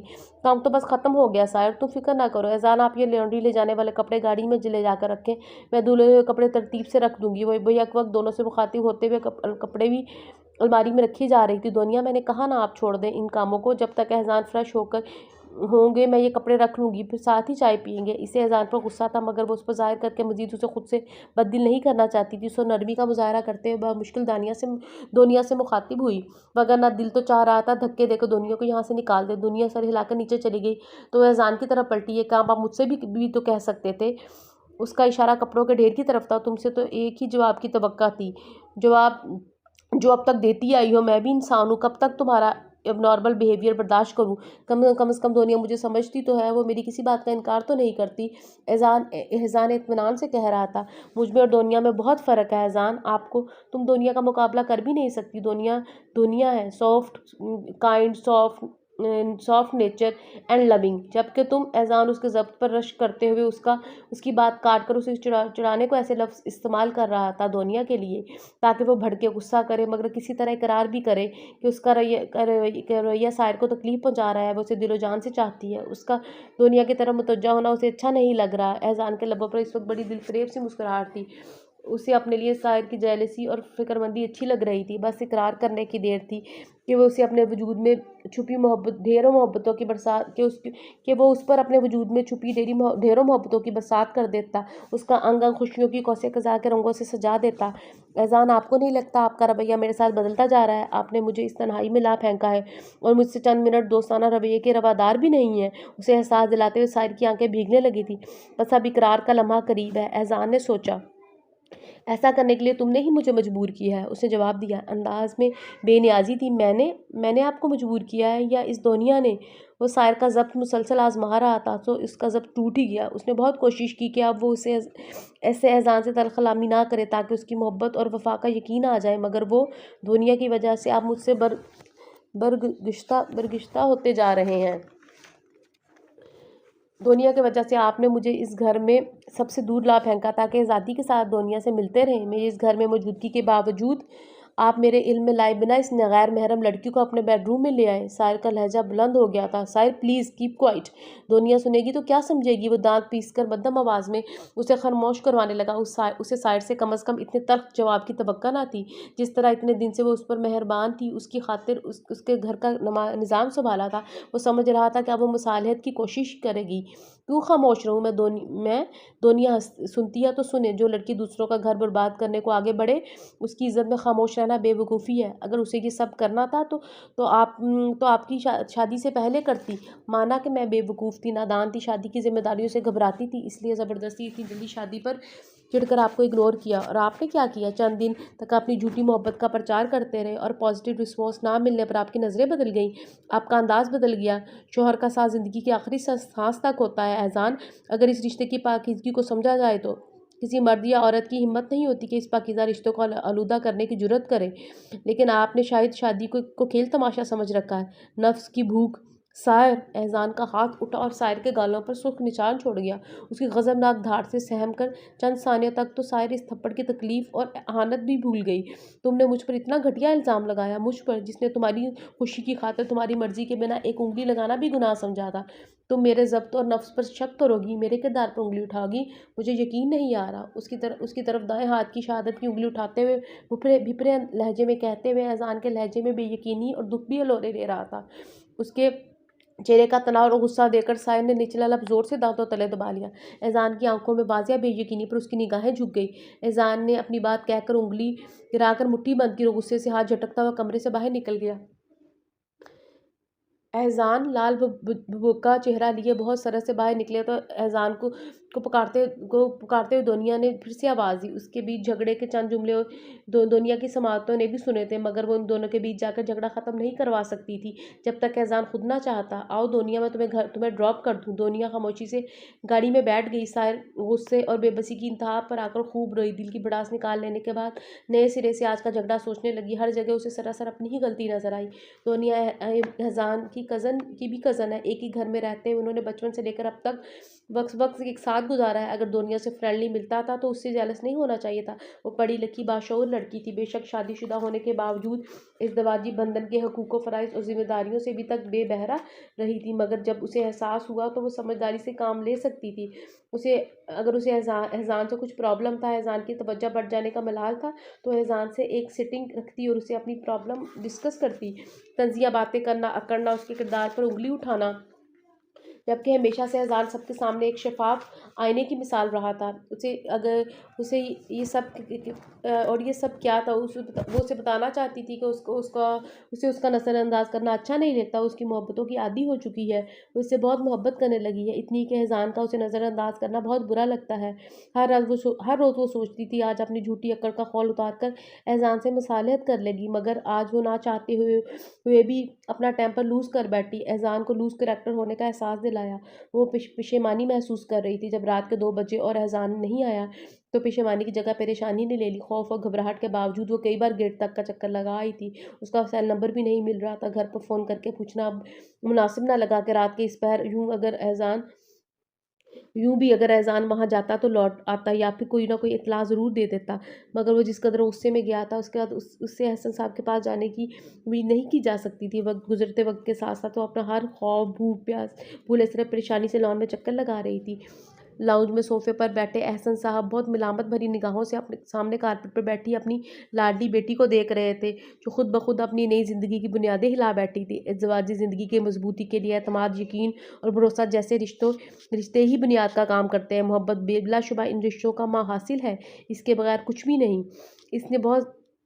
उसने बहुत राज़दारी से एहसन साहब को फ़ोन करके बुलाया था और अपने शक के आगाज़ से लेकर कल तक की सारी रुदाद कह डाली। एहज़ान आज ऑफ़िस भी नहीं गया था। शाम हो रही थी, उसका कुछ पता ना था। एहसन साहब ने सुना तो भागे चले आए। अगर ज़ाहिदा को वो बताती तो उसकी तो वैसे ही तबीयत नासाज़ रहती थी, पता नहीं सह पाती भी या नहीं। दूसरे वो माँ से ज़्यादा बाप से फ़ितरी तौर पर अटैच थी, इसलिए अपना छोटा-सा मसला हो या बड़ी परेशानी उन्हीं से कहती थी। मुझे तुमसे उम्मीद ना थी सायर कि तुम रिश्ते नातों से ज़्यादा स्टेटस को अहमियत दोगी। एहसन साहब ने बड़ी देर से घूरते रहने के बाद गुस्से से उसे लताड़ा। सायर घुटनों के गिर्द बाजू लपेटे घुटनों में सर दिए चुपके आंसू बहा रही थी। उसने एहसन साहब की बातों से कोई इख्तिलाफ़ ना किया, बल्कि इस परेशानी में उनकी सख्त से सख्त सुनने की में ही आफ़ियत जानी। एहज़ान कल से कहाँ गायब है, यह मसला हनूज़ वहीं अटका हुआ था और डैडी की मदद के बिना वो उसे ढूँढ नहीं सकती थी। सो खामोश बैठी थी। तुम जानती हो एहज़ान ने 18 बरस की उम्र से ही मेरा बिज़नेस सँभाला है। बल्कि मेरा क्या, ये उसी का बिज़नेस है। मैंने तो गवर्नमेंट जॉब छोड़कर इन दिनों बहुत छोटे पैमाने पर बिज़नेस शुरू किया था। इसी दौरान शोएब एहज़ान के वालिद का इंतकाल हो गया। एहज़ान ने अपने वालिद के बिज़नेस की फ़रोग़ से हासिल होने वाली एक बड़ी रकम मेरे हाथ पर ला रखी कि मैं इससे अपने कारोबार को वसी करूँ, मगर मैंने उस शर्त पे ये बिज़नेस शुरू किया कि वो भी इसमें शेयर करेगा। फिर उसकी रकम को कारोबार में शामिल किया, जिसके 1 हिस्से का मालिक मैं हूँ और 3 हिस्से का मालिक वो है। इब्तिदाअन तालीमी मसरूफ़ियत के साथ और अब मुकम्मल तौर पर इस बिज़नेस का हिस्सा बनने के बाद अब तक 14 बरस हो चुके हैं और इन 14 बरसों में जिस शख्स ने कभी इतना मेरा और इतना आपका जैसे लफ्ज़ इस्तेमाल ना किए हो, ना ज़ुबान से निकाले हों, मेरी खुशी की खातिर, तुम्हारी माँ की खुशी की खातिर, इंडिपेंडेंट होने के बावजूद इस शानदार घर को छोड़कर हमारे साथ रहा, शादी के बाद भी तुम्हारी बहुत सी कोताहियों को नज़रअंदाज किया, एक नाज़ुक कली की तरह तुम्हारी हिफाज़त की, हमेशा तुम्हारी ज़िद्दें और बेजा फ़रमाइशें पूरी की, ज़्यादातर उसी ने पूरी की हैं। क्योंकि उसे तुमसे मोहब्बत है और तुम उसे इसकी हैसियत याद दिलाती हो। ये तो बहुत छोटेपन का मुज़ाहरा शायद, इससे हमारे एक दो नहीं कई रिश्ते हैं और सब के सब दिल से जुड़े हैं, हमारे मरने से पहले अलग नहीं किए जा सकते। एहसान तो हमें उसका मानना चाहिए जिसने हमारी गोद के सूनेपन को ख़त्म किया। बड़ा हुआ तो मेरा बाजू बना, मेरा सहारा बना और अब मेरी इज़्ज़त मेरी बेटी का निगहबान भी है। उसे बिल्कुल भी एहसास नहीं, उसे बिल्कुल भी एहसास नहीं, उसने रात भर डरने मरने के लिए मुझे अकेला छोड़ दिया था। वो सूसू करते हुए शिकायत कर रही थी जबकि वो अज़ान के नंबर पर ट्राई कर रहे थे। तुम अपनी कोताही भूल रही हो साहिर। एहसन साहब थके-थके से अंदाज में कहते हुए उठ खड़े हुए। एहसान का मोबाइल अब तक बंद था, जिससे उसकी खैर खबर की इत्तलात मिलने में मुश्किल पेश आ रही थी। डैडी, मैं भी आपके साथ चलूँगी एहसान को ढूँढने। एहसन साहब के आगे बढ़ते देखकर वो जल्दी से बोली, एहसान कोई बच्चा नहीं है जो गुम हो जाए। एहसन साहब चिढ़ गए। मैं उसके चंद करीबी दोस्तों के पास जा रहा हूँ। एनीवे तुम भी आ जाओ। उसके इशारे पर सायरा भी गाड़ी में जा बैठी। वो दोनों मुख्तलिफ खदशात में घिरे हुए थे। उस दौरान उनके मोबाइल पर एहसान के दोस्त की कॉल आई, जिसे पता चला कि एहसान का एक्सीडेंट हो गया है। वो प्राइवेट हॉस्पिटल में एडमिट है। एहसन साहब के साथ साथ सायर भी बदहवास सी हो गई थी। पता नहीं एहसान किस हालत में होगा। उसके आंसू बेहद रवानी से बह रहे थे और घुटी घुटी सी आवाज़ में रो रही थी। सायर, प्लीज़ रोना बंद करो, बजाय इसके कि तुम उसकी खैरियत की दुआ मांगो। इसी सिसकियाँ जब हिचकियों में तब्दील हुई तो एहसन साहब ज़िच हो गए। एहसान की फ़िक्र में उनसे गाड़ी चलाना वैसे भी मुश्किल हो रहा था। इसीलिए कहते हैं मर्द के सामने औरत को अपनी ज़ुबान पर काबू रखना चाहिए। गुस्से तो वैसे भी दुश्मन होता है। गुस्से में ज़ुबान बेकाबू हो जाती है तो हिस्से में सिर्फ खसारा ही आता है। जो बात तुम्हारी माँ को तुम्हें समझानी चाहिए वो मैं समझा रहा हूँ, सिर्फ इसलिए कि तुम्हारी माँ को इन बातों की खबर नहीं। वो तो एहसान के और तुम्हारे घर से चले जाने पर ही फ़िक्रमंद होकर बीमार पड़ गई है। बड़ी मुश्किलों से मैंने और एहसान ने तुम्हारी तरफ से उसे मुतमईन किया था और फिर उसने बाकी तमाम घर वालों को मुतमईन किया। अब अगर वो तुम्हारे ताज़ा तरीन कारनामे और एहसान के एक्सीडेंट की खबर सुनेगी तो सोचो क्या होगा। बार बार तुम्हारी माँ का बीपी बढ़ जाना भी उसकी सेहत के लिए ख़तरा है। अस्पताल की पार्किंग तक एहसन साहब ने उसे अच्छी खासी झाड़ पिलाई। वो एक बार फिर शर्मिंदा होने लगी। आई एम सॉरी डैडी, आइंदा आप लोगों को मुझसे कोई शिकायत ना होगी। उसने तसल्ली दी थी। इनके साथ चलते हुए सर झुकाए लब काटते हुए आंसू जब्त करने की सही ला हासिल में भी मसरूफ़ थी। आओ। रूम के बाहर उसे रुकते देखकर एहसन साहब ने पुकारा। जाने एहसान किस हाल में सामने है। अंदर जाते हुए वो हिचकिचा रही थी। दिल ज़ोर ज़ोर से धड़क रहा था और आंखों से बहते पानी की रवानी में कमी ही नहीं आ रही थी। एहसन साहब दरवाज़ा खोले उसके अंदर आने के मुंतज़िर थे। वो सर झुकाए छोटे छोटे कदम उठाती अंदर चली गई और फिर डरते डरते एहसान की तरफ देखकर उसकी चीख निकल गई। एहसान के सर और दाएं शाने पर पट्टी बंधी थी। पट्टी बंधने की वजह से वो बगैर शर्ट के बेड पर नीम दराज था। एहसन साहब को देखकर उसने सीधा होने की कोशिश की, मगर शायद शाने और पुश्त पर गहरा ज़ख्म था। उसके चेहरे पर तकलीफ के आसार देखकर एहसन साहब ने उसे उठने से मना किया था। साहिर को खबर ना थी डैडी एहसान से शिकवा कर रहे थे और क्या-क्या कह रहे थे। एहसान उनकी बातों का क्या-क्या जवाब दे रहा था। वो तो सिर्फ़ ये सोचकर रो रही थी कि उस सब की कसूरवार और ज़िम्मेदार वो है। उसकी वजह से एहसान की ये हालत है। साहिर, एहसन साहब के पुकारने पर एहसान साहब ने पुकार कर उसे अपने पास बुलाया। वो चौंकी और बेड के करीब आई। यार, ये तो पगली है। इसे लाइफ़ पार्टनर की अहमियत का एहसास था, ना ज़िंदगी गुज़ारने का शौक़। इसकी तरफ से मैं इसकी तमाम बदतमीज़ियों की माफ़ी माँगता हूँ। मामूजान, ऐसी बातें करके आप साबित कर रहे हैं मैं आपका बेटा नहीं हूँ। एहसान ने एहसन साहब की माज़रत को काफ़ी बुरा मानकर कहा और साहिर की तरफ देखा जिसमें सर उठाकर एहसान की तरफ देखने की हिम्मत भी नहीं थी। जिसने गलती की है उसे एक्सक्यूज़ करना चाहिए। फिर तो तुम दोनों को एक दूसरे से एक्सक्यूज़ करना चाहिए, क्योंकि गलती तुमने भी की है माई सन, अपनी वाइफ की तवज्जो पाने के लिए बेचारी दुनिया को बीच में लाने की गलती। एहसन साहब ने शगुफ्ता अंदाज में उसकी खिंचाई की तो वो हकीकतन शर्मिंदा हो गया। एनीवे, जल्दी से फिटफाट होकर घर आओ। 2 दिन तक हसीब अपनी वालदा के साथ पाकिस्तान आ रहा है। दुनिया के निकाह के इंतजाम तुम्हें ही संभालने हैं। आफ्टर ऑल उसने तुम्हारी खातिर बहुत कुछ सहा है। एहसन साहब बहनी खीजी से कहते हुए बाहर निकल गए और इन दोनों के बीच की इस आखिरी मिनट की बातचीत से सायर पर बहुत सी बातें और हालात और वाक़यात खुल गए तो वो हैरत से खड़ी रह गई। एहसान के नखियों से उसके तासुरात का जायज़ा ले रहा था। दफ्तन वो होश में आई। एहसान, आपने मेरे साथ बेरब लफ्ज़ों के साथ उन्हें एहसान को घूरा।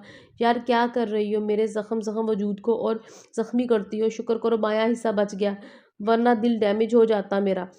हो जाता, मेरा तुमसे और इस जहान का रिश्ता जहान से रिश्ता हमेशा हमेशा के लिए टूट जाता।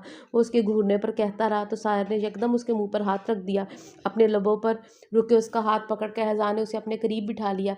अब तंग तो नहीं करोगी? उसने फ़ौरन नफ़ी में सर हिलाया। और ये करार पहले क्यों ना किया? उसने दोबारा पूछा। आपने पहले इतना सताया क्यों? वो उसकी निगाहों की भी बाकी से झिझक कर थोड़ा पीछे हुई। आ, आता है ख्यालों में तो सोने नहीं देता, एक शख्स जो बाहों के बिछोने नहीं देता, खुद तो उसके मरासिम है ज़माने से, लेकिन हमको तो किसी और का होने नहीं देता। अब आप किसी और के बारे में सोच कर तो देखें। साहिर का धमकी देता लहजा साहिर ने धमकी देता लहजा अपनाया तो एहसान खुलकर दिलकश अंदाज में हंसने लगा। तुम इस तरह से दूर दूर रहोगी तो कुछ भी हो सकता है। वैसे एक बहुत खूबसूरत गज़ल है, सुनोगी?